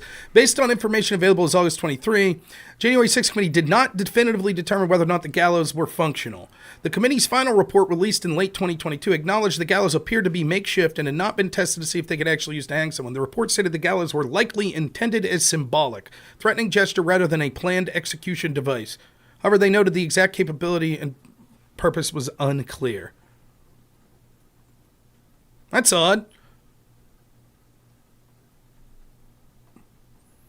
You would think that that's a huge deal. I mean, Just Chase says they literally brought gallows to hang Mike Pence. You would think the January 6th committee would have been all over it. Functional gallow is in one capable of actually working to kill someone. I don't know. Ask the January 6th committee. Why didn't they say, Shirley, next time, can we reconvene the January 6th committee and Just Chase could show up and say, clearly these were functional gallows. This is an average gallow. That rope and the way that was built is the average of how gallows are. Clearly intended to be a device to hang Mike Pence. Just Chase could see it clearly. He could clearly see it, but for some reason the partisan January 6th committee apparently couldn't reach that conclusion. No, I didn't see the title of Destiny's video. Huh. I'm not trying to dox you, Just Chase. I don't want your real name. I assume Just Chase is a pseudonym. You should really, really reach out to Nancy Pelosi. I think your expertise could really be used here. Really. I don't know how they missed it, man. You're right on it. Huh. That's odd.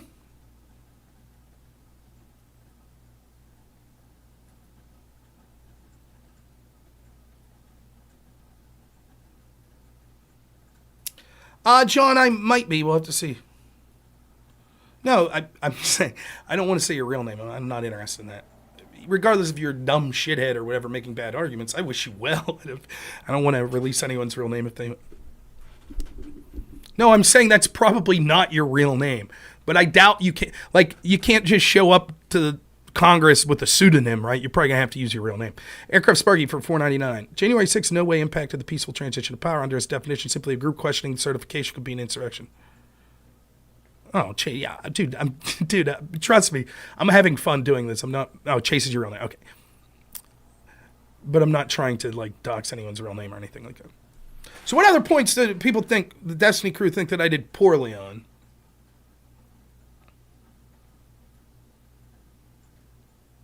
Oh, did he? Is that what he said? He implied that I used ChatGPT the whole time? Yeah, we already went over that. Let's see what his video is. In fairness, that's his editor. Destiny catches conservative using AI chatbot summary to debate him. I just want to be clear, then anytime, that's no different than Destiny using Wikipedia. So anytime someone debates Destiny and wants to put conservative debates Destiny and catches him using Wikipedia, Destiny just has to eat a shit sandwich then, right? And I remind you that I used a screenshot from an AI to say, do these authors think there could be state insurrections, which took all of 5 minutes at going to the article that was listed and them saying, yes, there can be state insurrections.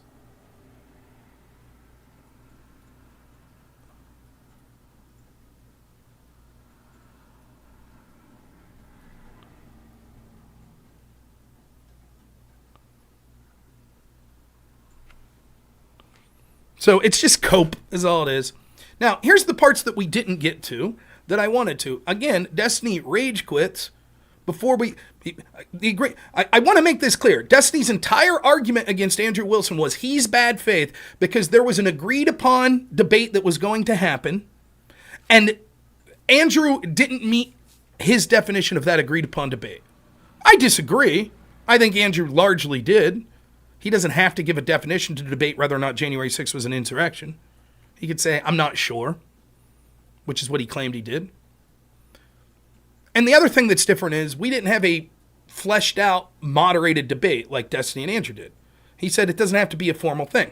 But I come on and we set the terms of what we're about to talk about, and I said, I'm willing to talk for the first half of this about definitions of insurrection. But I know why you're doing this, because you want to then take that and say, see, Trump's evil, Trump supporters are evil, insurrection, fuck around, find out if they get shot, maybe that bullet should have taken out Trump, lawfare against Trump, blah, blah, blah.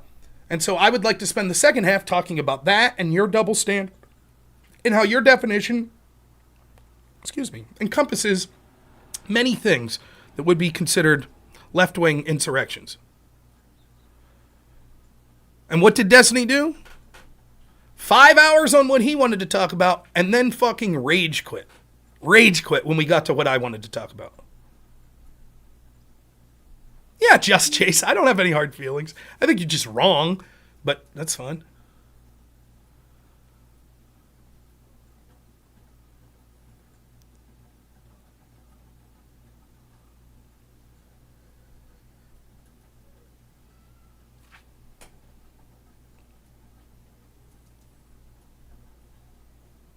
How about you find things like the pictures we are talking about? I don't know what you're talking about. No.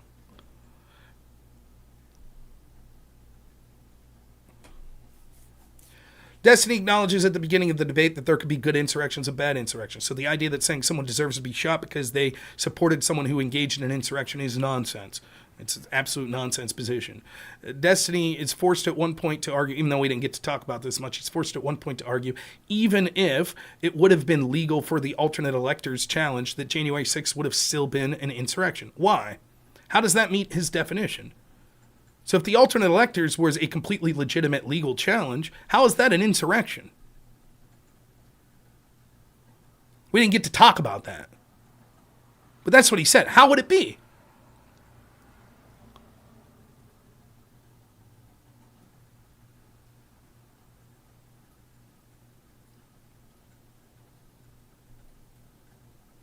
No answer. So doesn't matter if they're certified by the state. That's irrelevant. If it was legal, so that would imply whatever it would be to be legal, then how could it be an insurrection? Again, the Hawaii example, actually, the more I look into it, it's interesting.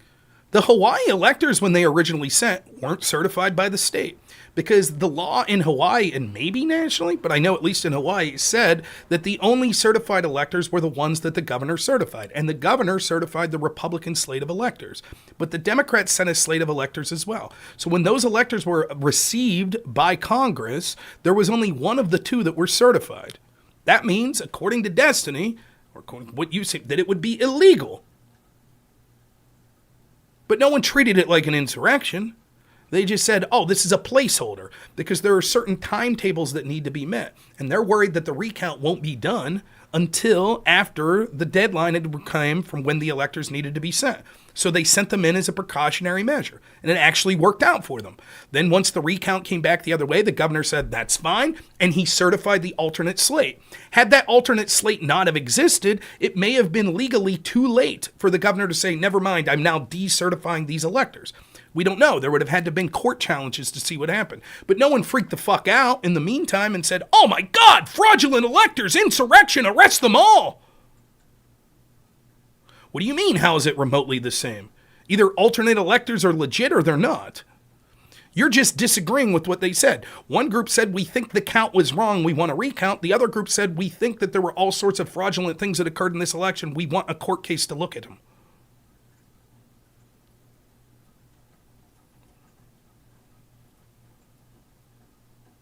They could have been charged with felonies in retrospect. So what? Maybe they should have charged people with felonies in Hawaii. And again, I love this argument. The argument that sort of the institutionalist Democrats want to make now is, well, if Trump and people like Trump were charged with crimes, see, that proves. So, for example, when Hillary and her team are allowed to destroy subpoenaed evidence and not be charged with crimes, well, see, proves there weren't crimes committed. You notice how Destiny plays this game as well. He says, that's another thing that I could talk about. They said I did wrong. Well, Rob, if you're right that this was an interpretation in my definition of insurrection, show me one court case that was tried. But his entire argument is, when I say, show me one person that was tried for insurrection, and he says it doesn't matter if they were tried. If there's an arson and no one's tried for arson, does that mean the arson didn't exist? His whole point is, we don't need to point to a court case to say that this is what happened. So why would it be any different here?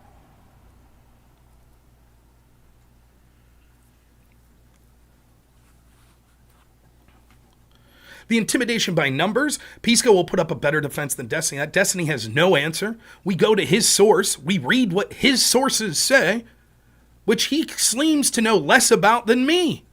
And I'm just reading them in fucking real time. Like, for example, the definition that he's using, he had no clue that that definition came from the actual court hearing in the Coy Griffin case.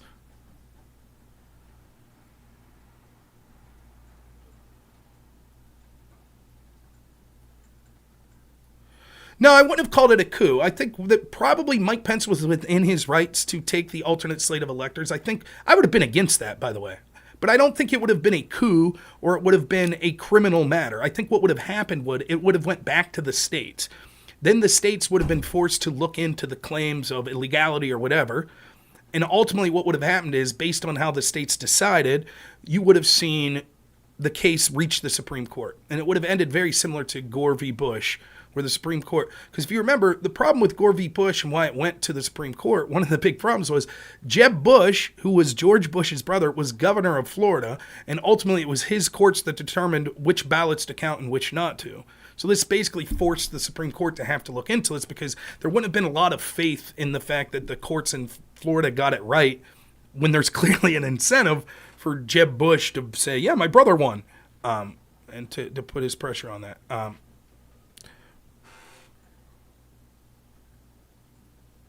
I think the courts would have then ultimately said, look, it's put up or shut up. You don't have evidence that the election was stolen, so no. The original slate of electors are the ones that have to be determined, and that would have been that. But coup's difficult. I'll be honest, sometimes I throw around the word coup more than I should. I think there was a coup from the intel committees against Trump. But the question is, does it rise to the level of illegality if Mike Pence would have done that? I don't think so. I would have still been pissed, and make no bones about it. If Kamala Harris does that this time, I would be furious, but I wouldn't think it would be criminal. And also, make no mistake, we didn't get into this, but the Democrat strategists planned to do exactly the alternate elector scheme and worse. They actually planned to have California, they war-gamed out scenarios. It was called the Transition Integrity Project.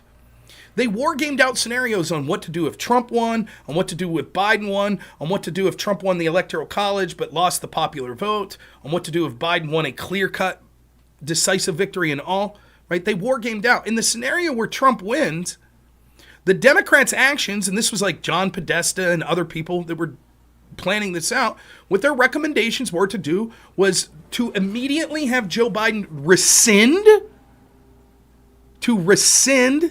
his, what's the word I'm looking, concession, to come out and say, nope, I don't concede, to have an alternate slate of electors, to criticize the Electoral College, and to ultimately have Democratic states like California threaten to secede from the Union unless the alternate slate was accepted and the popular vote be instilled as determining who won the election.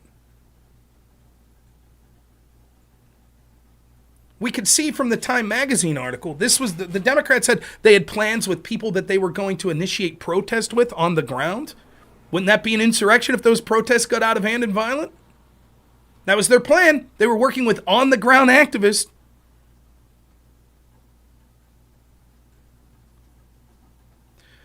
Part of their plan was, what if Trump didn't transition power? But their scenario, if Trump won, proves that in a scenario, why would Trump have to transition power if he won? Why are they wargaming out that scenario?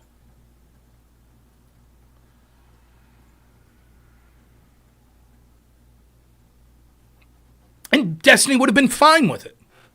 Now the difference is, for example, when there were faithless electors being claimed about, I didn't claim that that was criminal for people to be suggesting that. I didn't claim that at all. And it was public. You had people publicly saying, writing articles about it. All these electors should be faithless. I didn't think those people were conspiring to steal that in a criminal way to steal the election. Other parts where Destiny gets demolished. The whole fight like hell. How did Trump engage in an insurrection? Well, he said to fight, and that was a clear call to violence. Really? You mean like when he tweeted out Jim Jordan is fighting, he meant Jim Jordan was literally throwing fists? Well, now that was different. Oh, so when he says Jim Jordan fight, that doesn't mean physically fight. But when he tells his supporter you need to fight for your country, that does mean physically fight. That's your argument?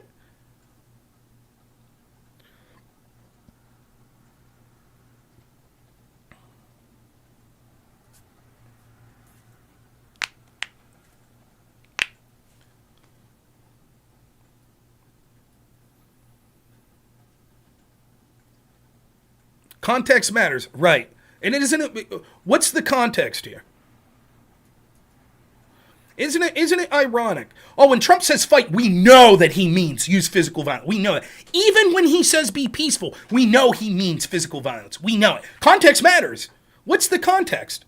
If I could show you during Black Lives Matter riots, politicians saying we need to fight against Racism, systemic racism. Would you say, well, context matters? They said fight against racism, and then people took it to the streets and used violence. Context matters. That was a call to violence. Would you say that? No. You would say, let me interpret for you. This is what you'd say. But I like the Democrats, and so therefore I think it's totally normal for people to say, politicians, that you need to fight against racism, that you need to fight for your country. I think that's totally normal. And it's absolutely childish to think that saying fight in that context would mean that they're talking about actually supporting and using physical violence. That's absolutely ridiculous. Now, when Trump says fight, 100% context matters, and he meant use physical violence. He absolutely meant it. When he says be peaceful, he's clearly dog whistling not to be peaceful. Context matters. There was violence, and Trump said fight. Therefore, it means that Trump told them to fight and use physical violence. Context matters.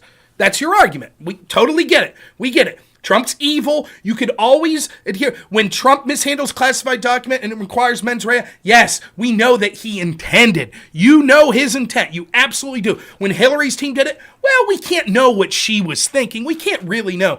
When Trump suggests a potential quid pro quo to Zelensky, oh, we know what he was intending. We absolutely know what he was intending. Absolutely know. When Joe Biden does a quid pro quo with Zelensky, well, we can't really know what his intent was. We get it.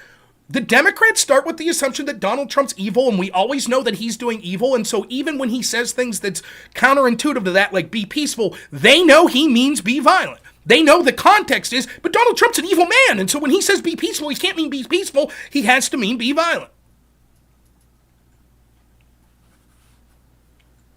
That is not violent rhetoric. This is nonsensical. When Chuck Schumer had a bunch of violent people that were bitching about Roe v. Wade and he said to reap the whirlwind, and then someone had an assassination attempt on Brett Kavanaugh, was that him using violent rhetoric? Did he engage in an assassination or an insurrection?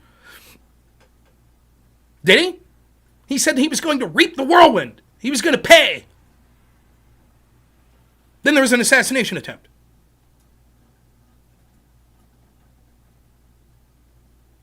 No, ChatGPT didn't give me this. Did you take your Destiny's dick out of your mouth before you typed that?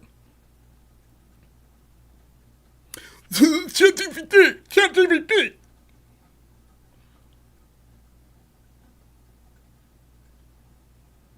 It's not violent rhetoric. Just like saying fight like hell to a bunch of people that think the entire country is systemically racist is not violent rhetoric either.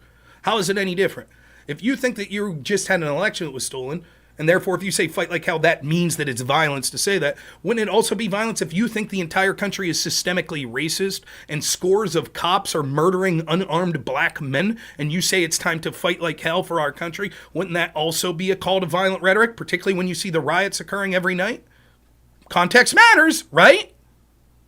When you're trying to bail out the people that were arrested, wouldn't that be engaging in an insurrection?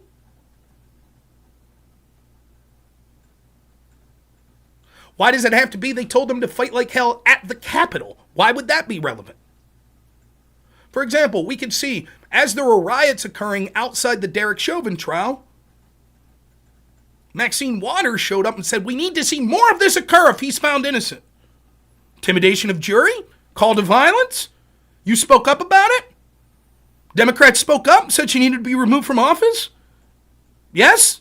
No, none of that happened. Federal nature of the building is not key. That's irrelevant. Show me anywhere in law where it suggests that be the case. Has nothing to do with the federal buildings. Why is it specifically federal? Even Destiny conceded that you could have insurrections against state institutions. The federal nature of it's not key whatsoever. We're not talking even about the definitions of insurrections. We're talking about whether or not someone is engaged in violence or calling for violence. That's all we're talking about right now. What does the nature of a federal building have anything to do with that? Your initial claim was if you're riling people up saying there's this really serious thing and your country's being taken and it's time to fight, that means that you're encouraging them to use violence. So if you say there's this really serious thing and your country's systemically racist and cops are killing unarmed black men by scores and you really need to fight, how would that be any different? Just admit it's different because I kind of believe I thought that was a noble cause. That's what the difference was. Just fucking admit it. That's the truth. That's the fucking truth. Well, there is racism, you know. And George Floyd died, and that was bad, so.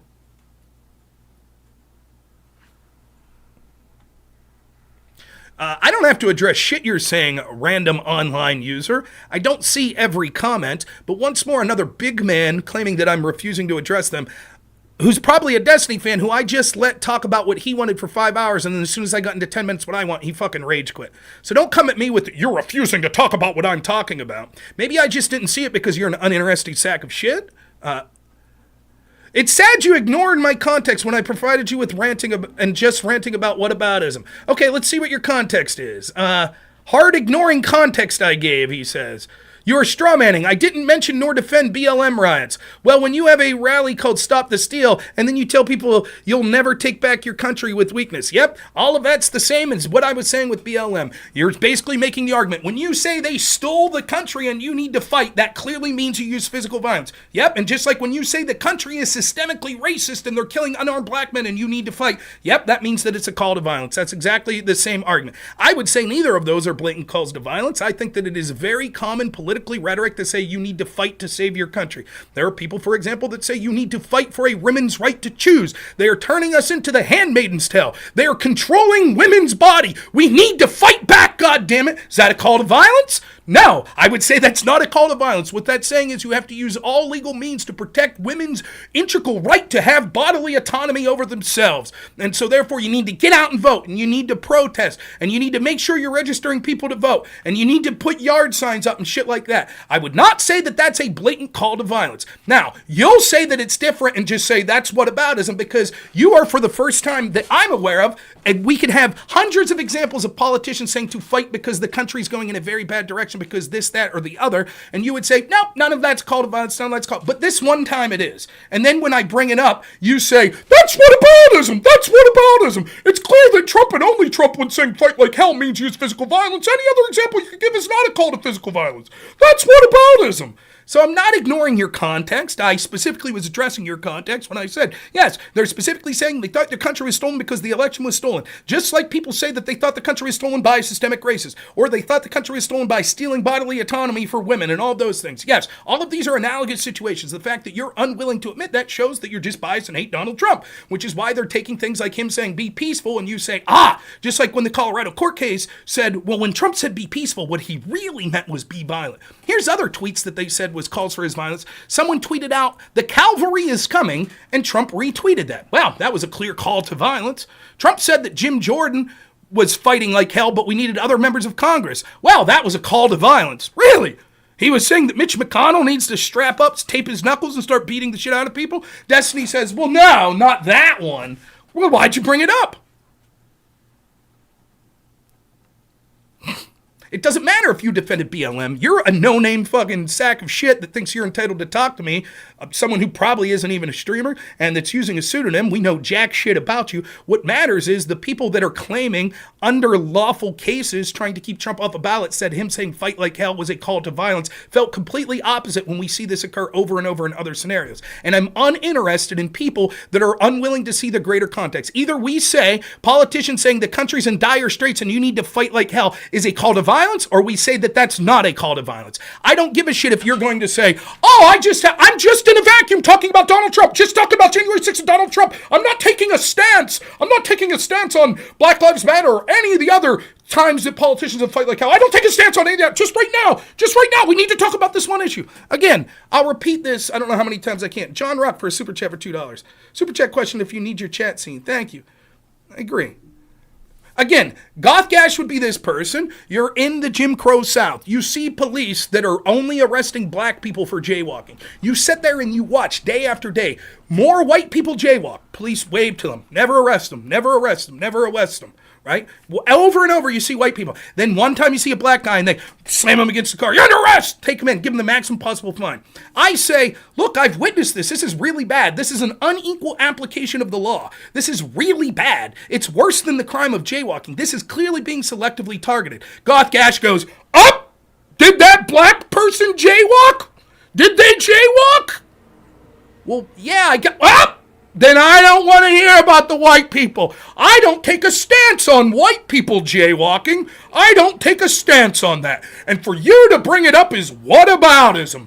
That's whataboutism. We're only talking about, it is my belief that these black people are guilty and they jaywalked. So we have to ignore the context of hundreds of years in our country of people and politicians saying, wow, the country's heading in a bad direction. You need to fight for your country. And that never being considered a call to violence. But now this one time, just this one time, we have to say, yep, this is a call to violence. And you can't look at context anywhere else. In no other time. I don't take a stance on that. I don't take a stance on when other people said fight like hell. If a politician said that, but I'm totally oblivious to that. I only exist in this world of Trump and January 6th. That's it. That's the only world I exist. And so that clearly was him saying, no, it wasn't. It wasn't him clearly saying that. Even if we don't look at any other context, it wasn't. You're stretching, particularly when he said, go be peaceful. You're stretching. And you're saying, no. And then I'm pointing the absurdity of claiming you know this man's intent, which you don't, claiming you know his intent because if he used the word fight, then that could only possibly mean physical violence. You don't know that intent. And I'm proving that not only do you not know that intent, it is clear that everyone making that argument knows it's a bullshit argument because they never make that argument when Democrats have said that. Ever. Once. They never do.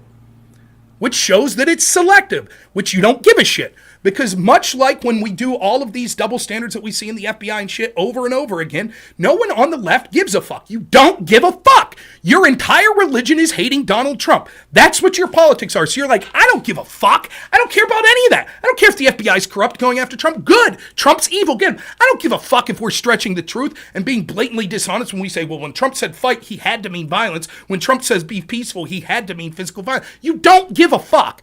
Now, some of you know you don't give a fuck, and some of you are so weak-minded that you've allowed yourself to be brainwashed that Trump's so evil that you're willing to have that sort of bias where you make those sorts of claims. That's what's going on. It is obvious to everyone. And I'm sick and tired of pretending it's not. I'm sick and tired of engaging with people that are like, oh, no, I don't take a stance on anything just on January 6th. That's just the only thing I take a stance. When Trump said fight, he clearly meant be violent. That's what he clearly meant. That's it. I don't take a stance on every other time. I don't give a shit if politicians say fight every day. I'll never look at another example. I don't take a stance on any of that. This one time in history, we have to say, when he said we need more people to fight like Jim Jordan, he meant use physical violence, goddammit. That's what he meant. Fuck you. Fuck you, sacks of shit that know what you're doing. Clear it up. You can call those people wrong too. You said you don't take a stance. Right, we were talking about January 6th, and we're talking about someone saying, you need to fight like hell for your country. Go march and be peaceful. And you're like, it's a call to violence. Call to violence. Call to violence. You literally said, I don't take a stance on Black Lives Matter. That's what you said.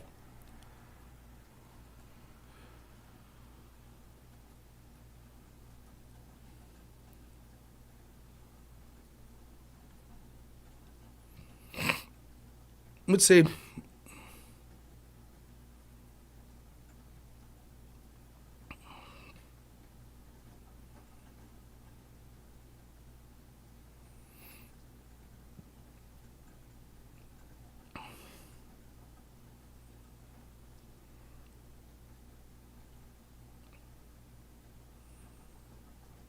Ignoring the context. You're ignoring the context. You're strawmanning. Ignoring the context. Maybe you didn't say take a stance. Maybe it was someone else.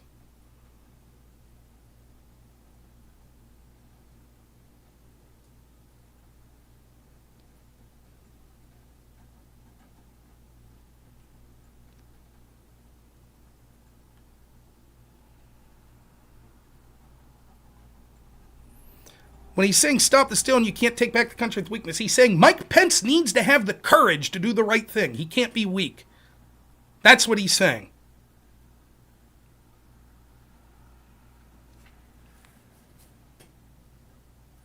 Preventing or stopping the violence sooner, as the Colorado court said, inaction is not evidence of engagement in an insurrection. Arguably, Trump could have done more. However, he entrusted it to experts. The experts were telling Capitol Chief Sund, who repeatedly was requesting the National Guard, that they couldn't be brought in for optics. If Trump would have overridden the military experts that were saying not to bring in the National Guard and instead would have done so, then the argument we'd be having today is Trump tried to mobilize the National Guard in an attempt to intimidate Mike Pence to be his color guard. That's the conversation we'd be having right now, today. If so, Trump was damned if he did, damned if he didn't. Now, he still should have brought in the National Guard. In fact, I'll go further than that. Trump should have brought in the National Guard much earlier on many of the BLM riots, but he was afraid to do so because the Democrats actually were encouraging those riots to continue and didn't want local police to stop them because they were trying to put Trump in the position where he would mobilize the National Guard, so once more they could say he's an authoritarian dictator who's mobilizing the National Guard against Americans at his own whim.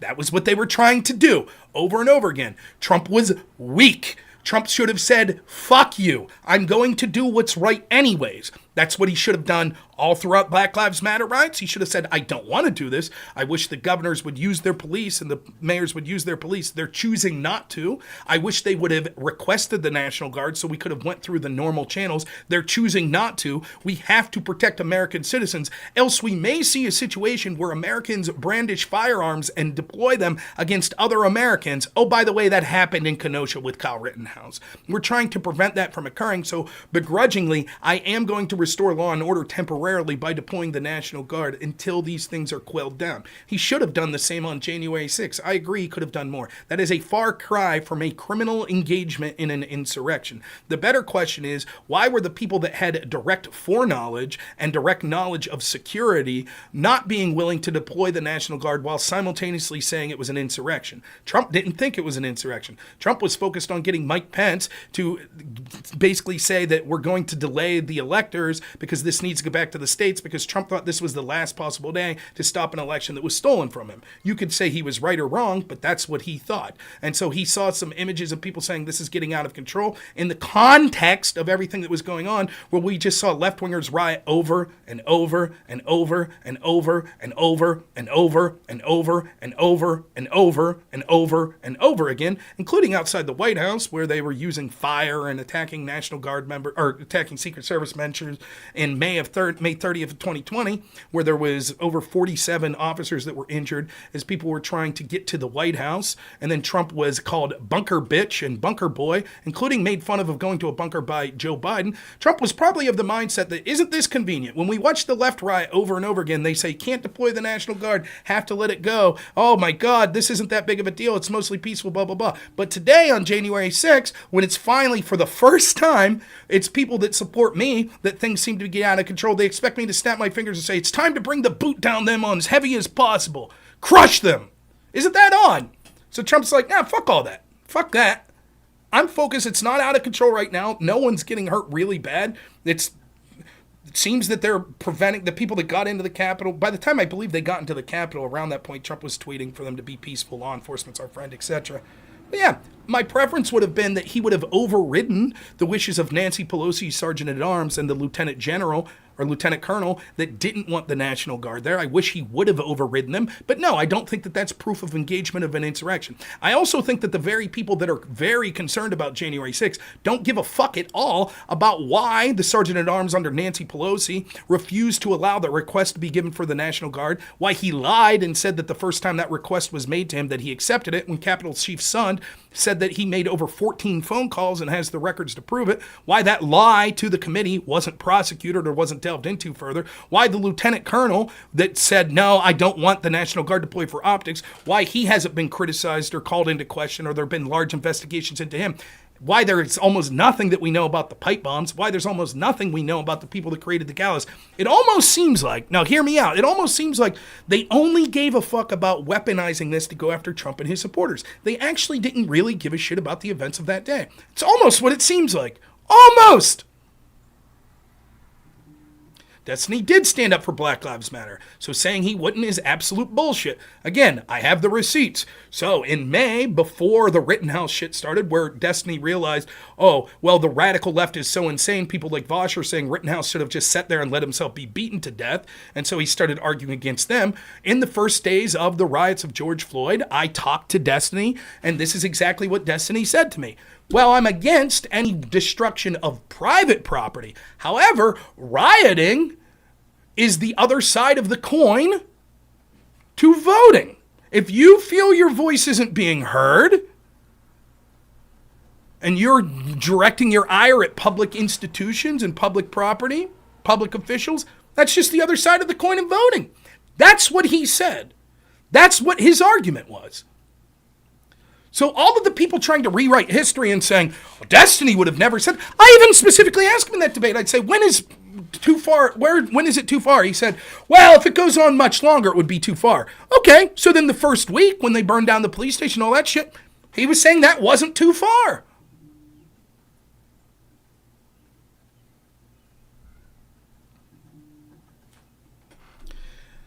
Keep my head up, maybe next time what? Did I rage quit?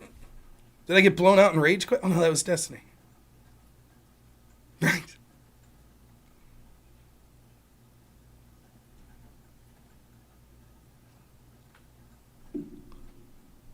My life is fantastic.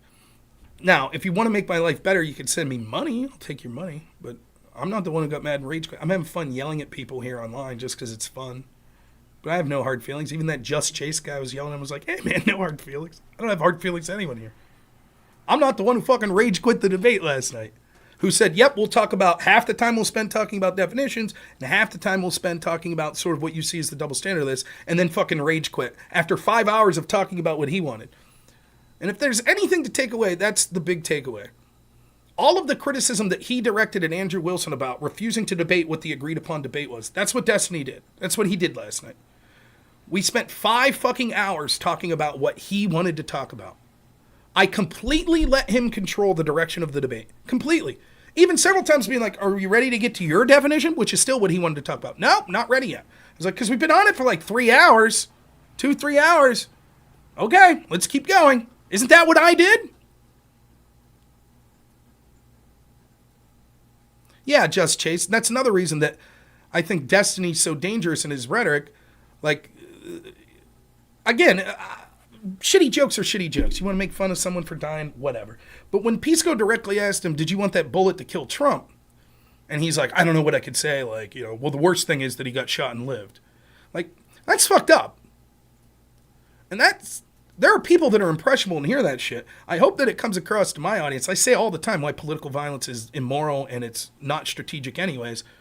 I hope people could see. I disagree with people vehemently. I don't wish ill of them. If I could talk to Pisco all the time, I couldn't disagree with a person more. Tainted Oli, thanks so much for the super chat, $4.99. He rage quit, in my opinion, because your Vietnam example. He knew he was going to look bad. Yeah, he knew that example proved the point. And by the way, the Vietnam was just the first thing that I was bringing up, because my point is, right, there are all sorts of events going back for like 100 years that you could see would qualify as insurrections. Like, tons of them. Vietnam was just one that came off the top of my head. But we could see in the immediate preceding of January 6th, many Black Lives Matter, Chad Zone type stuff that would have met that definition. And then you have to get into questions of what does engage with an insurrection mean, right? For example, some of the people said something as simple, like if you say the Civil War was an insurrection, if you gave shoes to a 16-year-old boy who was fighting for the South, you've engaged in an insurrection. If you gave him food because you saw him starving, you've engaged in an insurrection. Well, we know with the Chaz Zone that local officials were delivering food and supplies to the people running the Chaz Zone. How's that not engaging in an insurrection? Kamala Harris issued a bail fund for the people that were arrested during the insurrection in Minneapolis. How's that not engaging with an insurrection?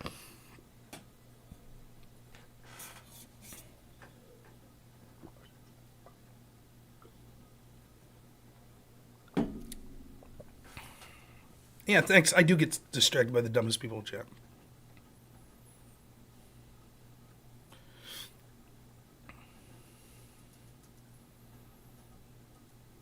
Yeah, that's right, Wes.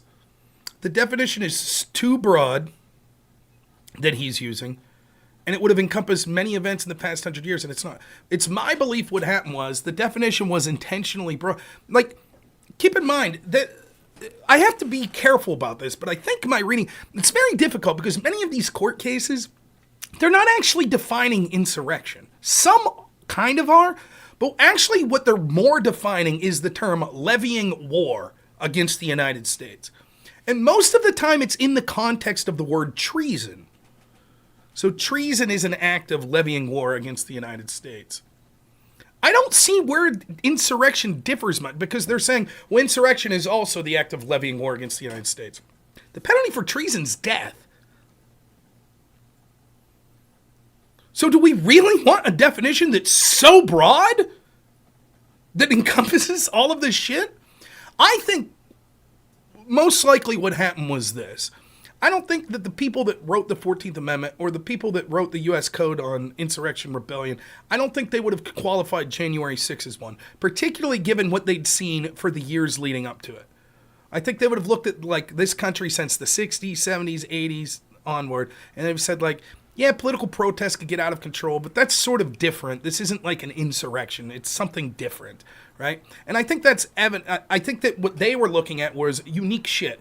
Again, like when the Whiskey Rebellion and shit was happening, you have to understand the context of what the country was. There were people like we don't think about it now, but you weren't an American. You were a Pennsylvanian.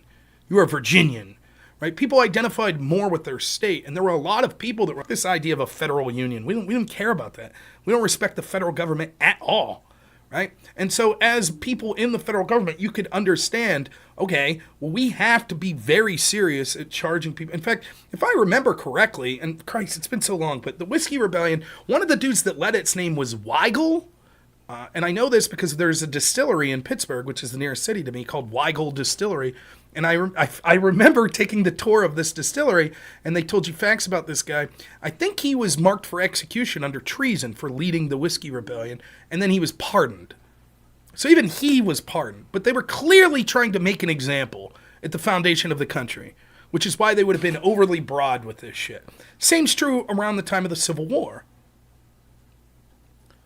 They literally was just, the entire, like, you know, famously, there's a quote, I don't know if Lincoln said it himself or it's just people saying this, that Lincoln apparently acknowledged that to keep the Union, he would free every slave.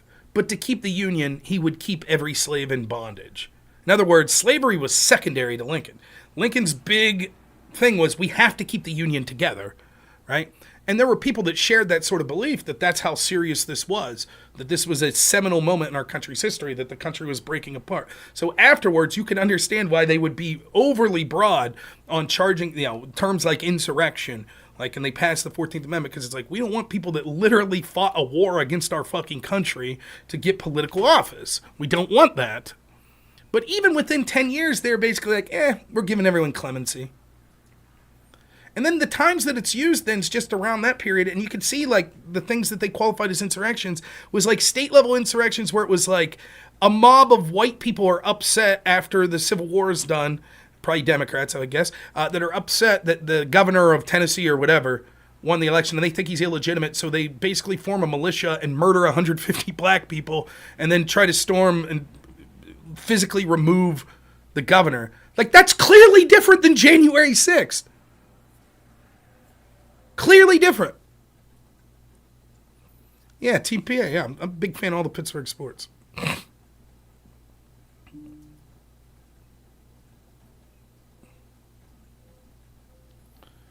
So I think what happened was, like, after we started to get away from the Civil War, there were no doubt shit. There were violent protests, riots, etc. against, and again, the definition's so broad, it doesn't even have to be against the government. It could be against a law. Just any law. If there is a violent protest against any law, that's a fucking insurrection.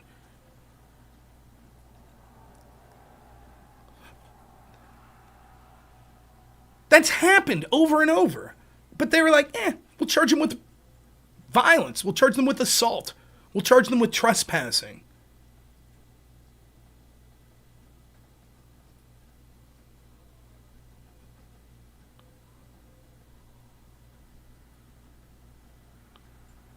Well, that's true, Daniel, yeah.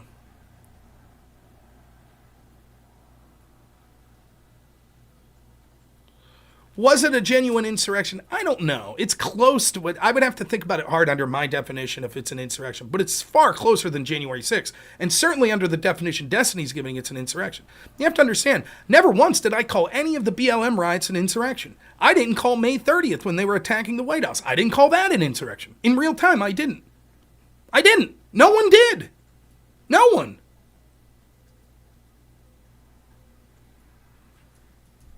It was bad. I criticized it, but I didn't say it was an insurrection.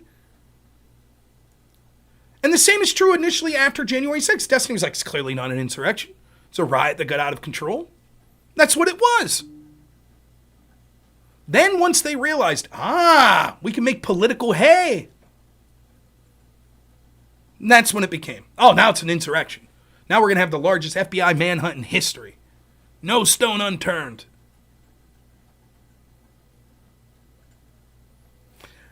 I don't understand where you're getting this idea of an attempt to take power, right? Nowhere in the definition that Destiny used is that a precondition.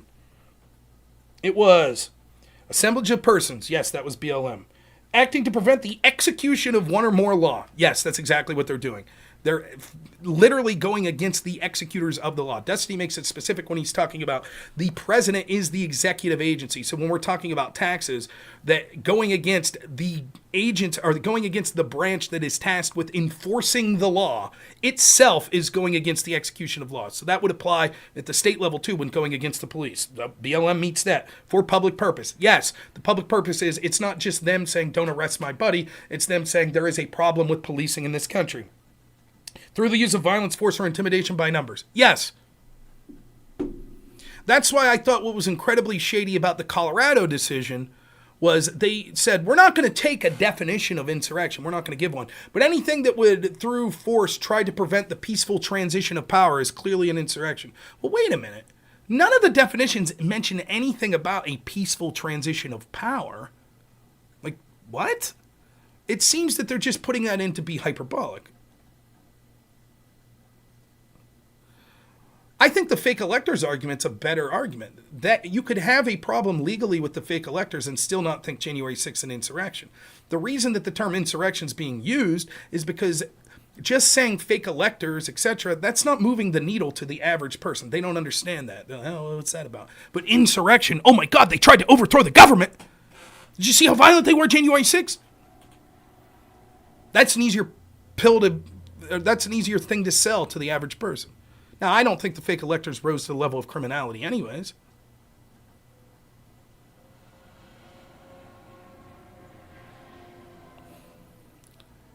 People rioting that day said their goal was to overthrow the government. Did the people rioting at the election of Donald Trump say that their goal was to prevent Trump from becoming president? I don't recall that they were saying their goal was to overthrow. If that was their goal, if their goal was to overthrow the government, Destiny's original argument was this. It's clear that they overwhelmed police. Once they made it in the Capitol, it's clear. That was it. If they wanted to continue to march into the Senate chambers, they could have easily done it. Why didn't they? If their goal, all of their goals there was to overthrow the government, why did they just stop? They basically won. So why stop? Seems odd. If I said my goal is to overthrow the government, and then we overwhelm police, we break in, we get to the seat of government, and we're like, hey, let's take some selfies and get the fuck out of here. Geez, it would seem like my goal wasn't really what I stated it was it?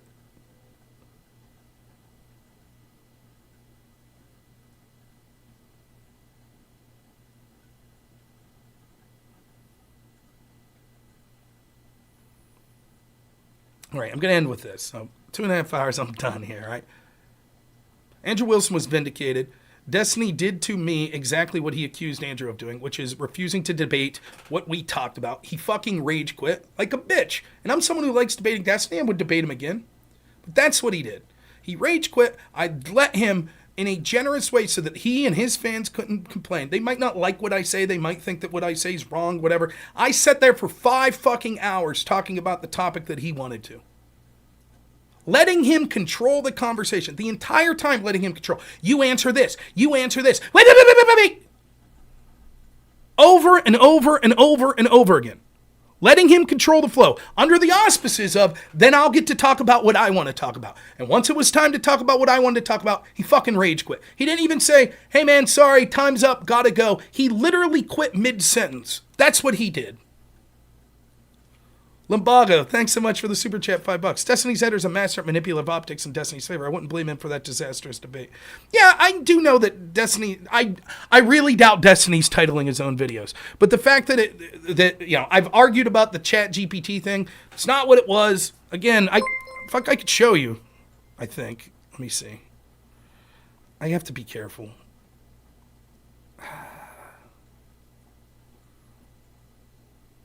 I'll just show you on my phone. Because I don't want to bring up people's DMs. It's not that Destiny and me had DMs that are they're shady shit or anything like that, but I'm very hesitant to bring up DMs. But that's the only place I know where this picture's at. This is the chat GPT. I just said, what did Bowden-Paulson, did they think there could be an insurrection against the state government?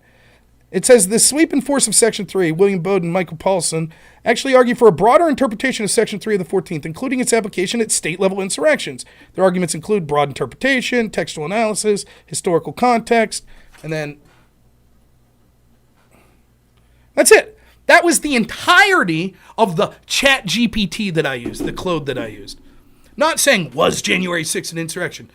Destiny made a claim that even someone who's on his side, Pisco, had said, I think that's a bad claim, that you can't have state insurrections. I think that's a bad claim. Destiny said the authors that I used were Bowden, Paulson, and Graeber. I simply went, because I have a full-time job, and before I was literally not home since this came about. So after being at work and on vacation for like 11 days straight, one of the days I was at work, as I'm just doing a little shit, some downtime at work, I just put into the Claude AI, I'm like, what did Bowden-Paulson say about state-level insurrections? That's what it tells me. It gives me the name of an article. I screenshot it, so when I get home, I could look up that article.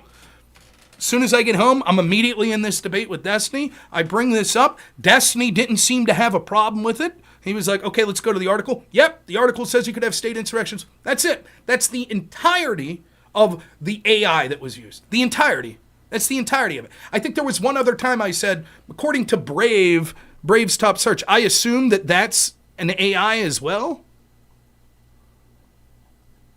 So like this, when I just type in average height of Gallows, I assume this is an AI from the source Brave. I told him, I was like, wow, when I type this into Brave, I don't think that's unusual. I think people do that. Destiny does that all the time. That when a question comes up that people don't know, like it was, what does enforce mean? What does that mean in context of this? And I was like, well, according to this, enforce, and he's like, what's it bringing up? And I was like, well, let's click the dictionary definition. I clicked the dictionary definition. There it was.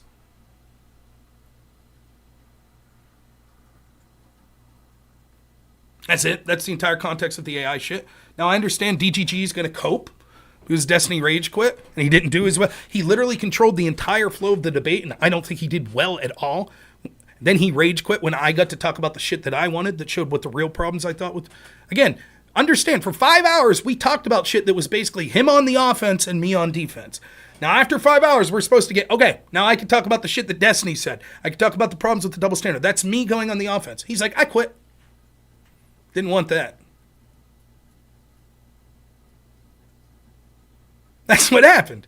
So they have to cope somehow. Oh, Rob used ChatGPT. I didn't.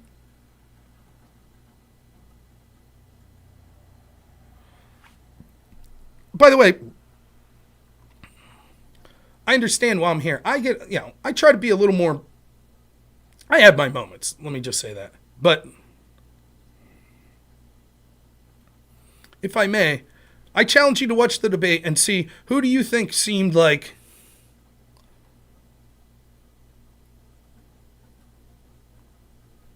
so someone, I believe, time-stamped another new account, which is just fantastic. Time-stamped all the spurging. Let's watch some of the spurging, shall we? Put my headset on. you're saying that this court case is Yes, erroneous? of course. I've got the First Amendment. Yeah, they'll cut the Bill of Rights. Okay. I've got the entire history of the United States. I've got the fact that no court case has ever been prosecuted like this ever. This has never happened. It is very obvious and plain in the plain reading of the language of this court case that nobody here is talking about just a group of men showing up and protesting a law. Obviously, in the context of this entire court case, it's about. When you immediately say just because there's not a court case doesn't mean that's number one. Hold on, Rob. I've won that challenge and you failed. No, that's not true. Hold on. You claim. Lumbago, $4.99 super chat. Thank you. Says, gotcha. I'd like to make a separate video of your clip of your AI summary in this review. Have a great day. Yeah, no problem. That according to this, protesting against the United States with enough people was levying war against the U.S. And I said, has there ever been somebody charged with that? Or has there ever been like that declaration ever of that, like this crime is just protesting? Has anybody ever declared that ever, that this was an insurrection or a rebellion when it was just, here, I'll expand it for you. It doesn't even have to be a court case. It could literally be like somebody writing, oh, this was an insurrection, some kind of like legal figure, whatever. You're sending me pictures. The first two that you sent me were ChatGPT, so I don't know. That's all I'm saying.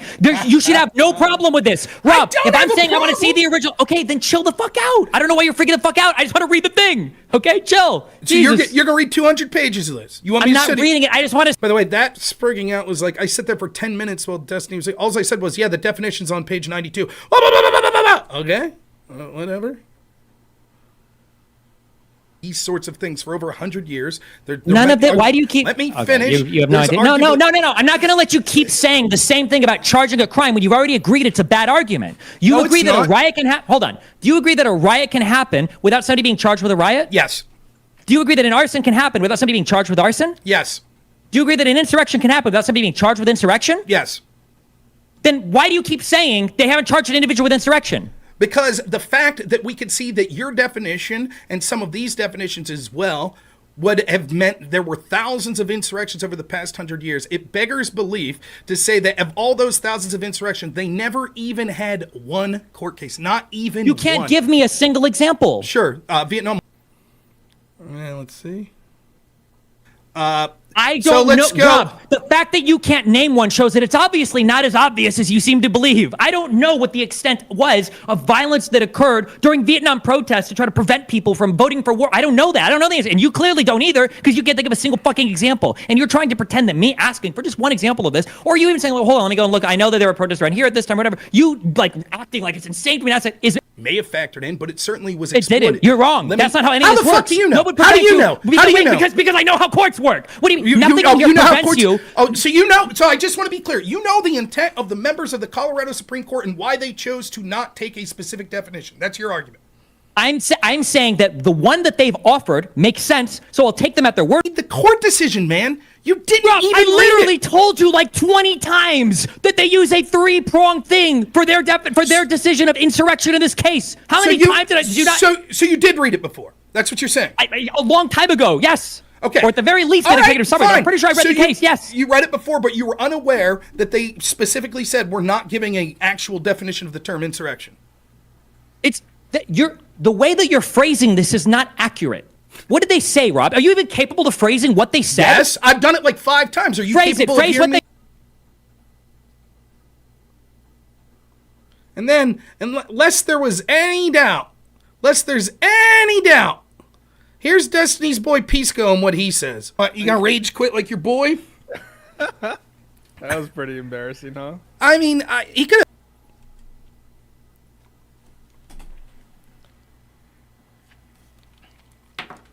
Now, I don't mind. I'm not personally offended that Destiny, but it's like that every time I debate Destiny when there's not a moderator. It's the same fucking story.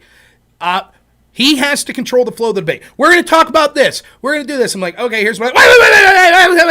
Interrupting me, demanding that you can't argue about the analogy. You have to argue this right now. I want you to tell me what you think they're saying. Blah blah blah. Like constantly interrupting and flipping out. I don't get to reciprocate with that. 5 fucking hours I put up with that. 5 hours. 5 hours. Then we finally get to talk about what I want to talk about, and he fucking rage quits. He rage quits. And his audience is like, clear Destiny win. What the fuck are you talking about? Imagine that we would have started the other way. Imagine if we'd have started and I said, oh, I'm going to talk for 5 hours about Black Lives Matters and insurrection. And Destiny's rhetoric on this is horseshit. And Destiny said in the past that insurrections were justified. And I just interrogate every little thing, interrupting him, yelling and stuff the whole time for 5 hours. And he's like, okay, man, now we've agreed. Now that I've done that 5 hours, we agreed we could talk about the definitions of insurrection. And I'm like, fuck you, I'm out.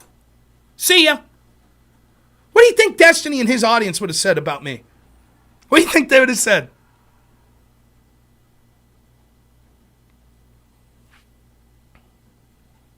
Now, I'm not pissed off, like personally mad. Like, I don't give a fuck. There's no hard feelings. I don't wish anything ill on him. But that's what happened.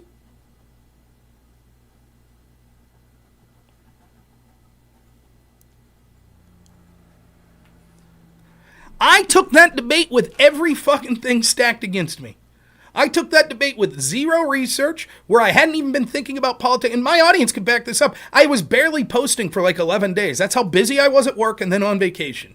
I immediately, because Destiny, I thought, generously reached out to me and said, hey, you want to talk about this? I said, sure, as soon as I get a free moment, I will. So as soon as I got back, I said, you want to do it tonight? I knew that Destiny's been researching this and debating this with different people and been researching it every day. Good for him. I think that he is incredibly talented as far as being an entertainer and someone who's built a brand. Good for him, man. I don't give a shit what you think of Destiny. Thousands of people tune into him. He makes a living doing it. I couldn't be more happy for him. I think that's fantastic. So he has the good fortune to be able to do this and say, if I want to delve into a topic, I could spend hundreds upon hundreds of hours on it. I don't have that good fortune. I fucking have a handful of hours a week, if I'm lucky, to be able to delve into a topic.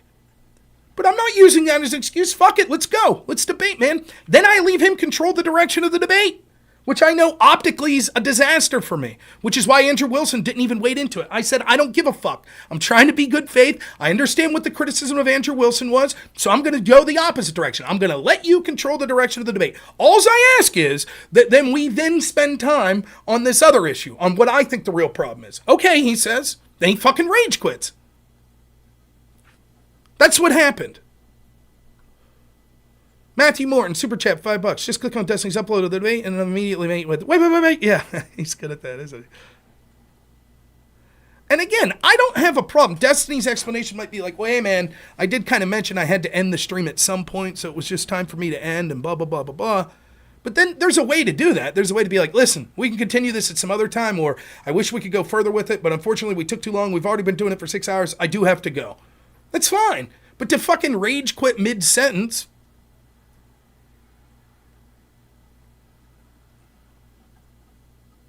Check my super chat if you want that to happen.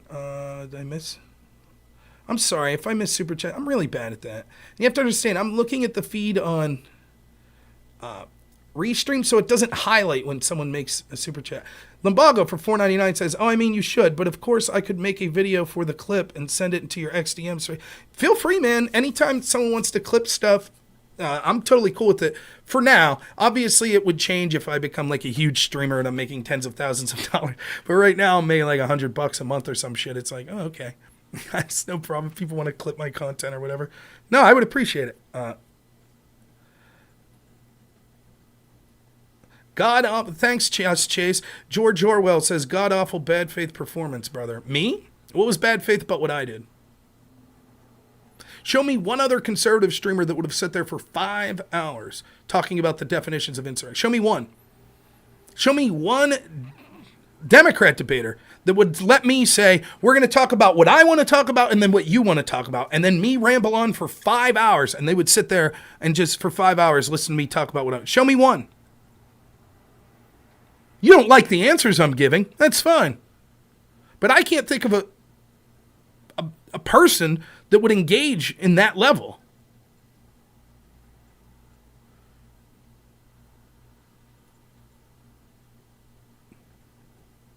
And what's crazy is the best parts of Destiny's debate, like I even said, I have to look into exactly what was alleged of the Proud Boys. But if the Proud Boys, for example, were saying, hey, there's a group of 5 of us and we're gonna break into the Capitol and we're gonna take Mike Pence hostage, blah, blah, blah. Even if that's not what the rest of the people said, yeah, that's probably an insurrection what those 5 people did. I admit that. And then I say, yeah, it's complicated. I guess you could say if you're at a big protest and 5 people riot and burn down a building, can you say that that was a riot? Probably. Same would be true of insurrection. I make that argument. I'm trying to fucking make concessions when I think I'm like, look, the pipe bomb thing, clearly that's a fucking escalation of a level. Yeah, if there was a collaboration of people that did that, that seems clearly to raise the stakes and be to the level we should be talking about like an insurrection or something. But it's like, none of that matters. None of it matters because it's like, unless you're just, I don't understand what Destiny's crowd wants me to do. You're right. Absolutely. Everything you say is right, Destiny. I'll just sit here and be berated for 5 hours and let you control the direction of the debate and just, yeah, no, once more, you're right. It's just brilliant. It's a brilliant point. I mean, fuck off.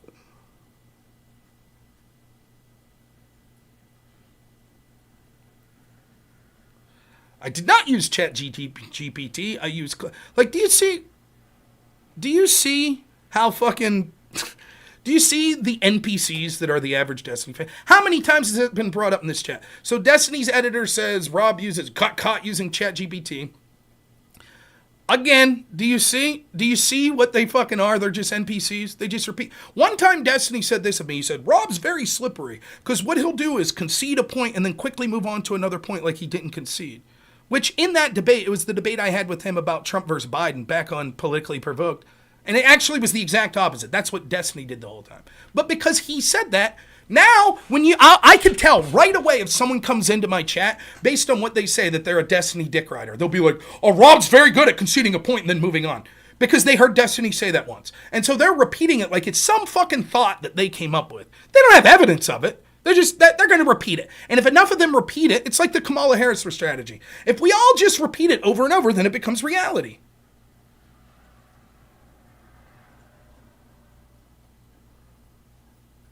Now, I didn't use ChatGPT. I used Claude AI. I used Claude AI for one thing about 11 days ago. I had been working or on vacation for 11 days. What I sent to Claude AI was one prompt, and the prompt was, what does Bode and Paulson think about the possibility of state insurrections? And it said, here's an article they wrote where they give several examples of state insurrections. So I didn't expect Destiny to bring up the fact that he said insurrections had to be federal, and he was unaware there could be a state insurrection. I said, oh yeah, of all the screen caps I was making when I was at work and wasn't at my computer, I thought I remembered reading that Bode and Paulson said that you could have state insurrections. He said, where did you get that? I was like, it wasn't like their article, it was a summary. I didn't remember if it was a summary that I'd received, a couple people sent me things, or if it was something that I used Claude for, because I only use Claude for one or two things. He said, can you send me that? I said, yeah. He said, this looks like ChatGPT. I said, it's not ChatGPT, it's Claude. He said, can we go to the article? I said, yeah, let's go to the article, and immediately start reading, and it says, yes, there could be state insurrections. He goes, oh, okay, I guess you're right about that point, there could be state insurrections. Literally meaningless. That was it. That was the only time that AI was brought up. And now DGG, like Destiny didn't give a fuck. He was like, yeah, okay. The article says what the AI said. No problem, moving on. And now literally that's the line of attack from DGG against me.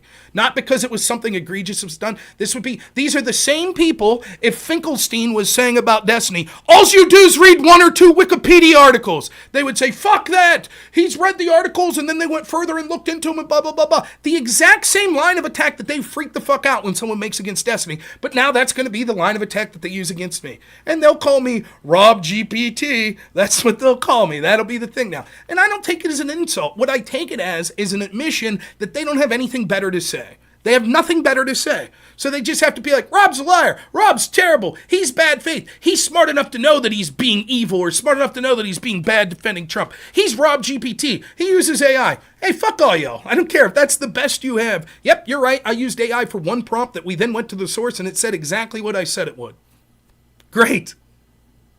At least, when I say that I'm going to do hundreds of hours of research into a topic, I actually read the relevant material, unlike fucking Destiny, who's like, okay, let's go and let's see what that says. I mean, his whole definition's from Graeber and Paulson and Paulson and Bode. He didn't fucking know half the shit they wrote. If he read that Bode and Paulson article, how would he not have seen that there were clearly state insurrections? How you wouldn't intuit, even without having to read? Well, of course, if you could insurrect against the federal government, you could do it against the state government.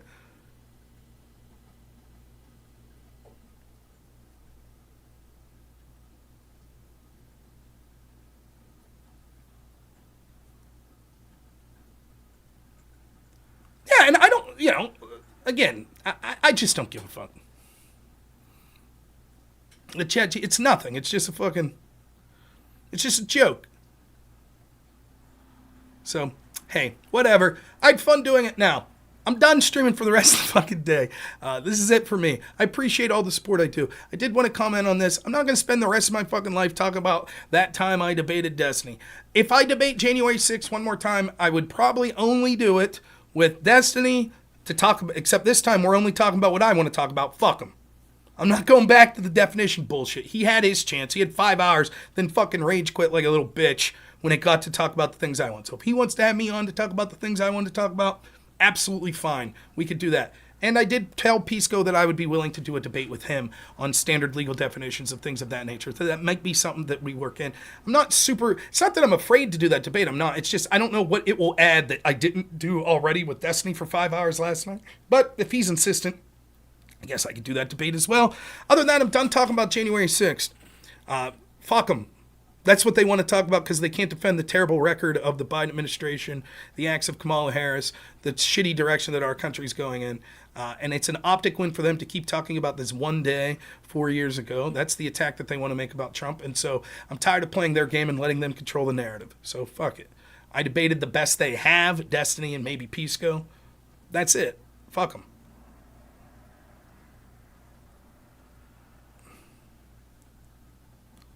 So maybe you'll see me tomorrow. We'll talk about Tim Walz. How's that sound? All right. Thanks so much, everyone. I really appreciate it. I'm going to head out now. Hope you guys, May 29th debate. Yeah, we may talk about that. I'm going to head out. I hope you all have a great day. I don't know that I'll be streaming tomorrow or not. We'll see. But if I do, that'll probably be the last day because I got a brutal stretch of work coming up again. Oh, yeah. There is a possibility of me debating Sitch from Adam and Sitch on the alternate electors. We'll see if that comes about. And then there's this guy, Elder Drazi, that wants to debate me on COVID. So sure, I mean, and I got to say something real quick before I leave. Like, it is true that I'm very busy. It really is. But I'm also lazy, like I am. Like, and I'll fully admit, man, like, I should probably do fucking way more research into a lot of shit. I have my things that I like, and we all do that. There's topics that you like researching.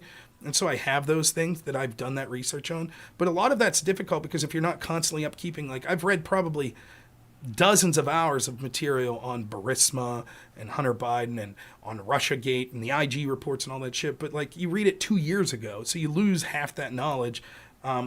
And as I just get older and now I'm a dad, it's not like it used to be with me, man. Before I was a dad, I had more downtime. Now I'm a dad. It's like, fuck. I don't have the time to delve into this shit. Like, I'm not going to read 15 scientific papers on side effects of vaccines and shit like that. It's hard to do that shit. I'm still a good debater. I think that I still have a solid foundational principle for how I view the world, and I have a pretty good understanding of things and how to outline arguments. So I think that I'm good at that sort of stuff. But it is true that there is one criticism that I think, well, there's many criticisms, but one criticism I can make of myself is I should probably do more research into stuff, and I just don't give a shit. I just don't. I'm sorry. I would probably be better, and maybe you all deserve someone who's a good debater that's better at delving into this research than I am right now. But I don't give a shit. This is my hobby. It's not my source of income. Most of the time I break even if I'm lucky. By the time I'm paying my internet bills and, subscriptions to Rumble and this and that and the other, I pretty much break even. And sorry, I don't know what else to say. So I do feel bad that I feel like sometimes I let people down with the level of research that I'm able to accomplish. But I hope I still make people proud. And I have fun doing it. So as long as it's fun, I'll keep doing it. But all right, man. Wicked Welly is on you list of it. Yeah, the arenas that I used to moderate. Yeah. All right, guys, you take it easy. Thank you so much. As always, have a good... Oh, by the way, don't be shitting on... I know I don't have to say this because Destiny's, got a huge audience, but as with always, when I bitch about a debate with someone, I have no hard feelings towards Destiny, and I don't want my audience to, be treating him like shit or anything like that. If you have significant disagreements with him, that's on you, but I don't wish any ill to him. I wish him continued success. I hope that he calms down a little and starts thinking a little more carefully when he's being flippant about people being murdered. But other than that, it's whatever. So, all right, guys. Thanks so much. As always, have a good one.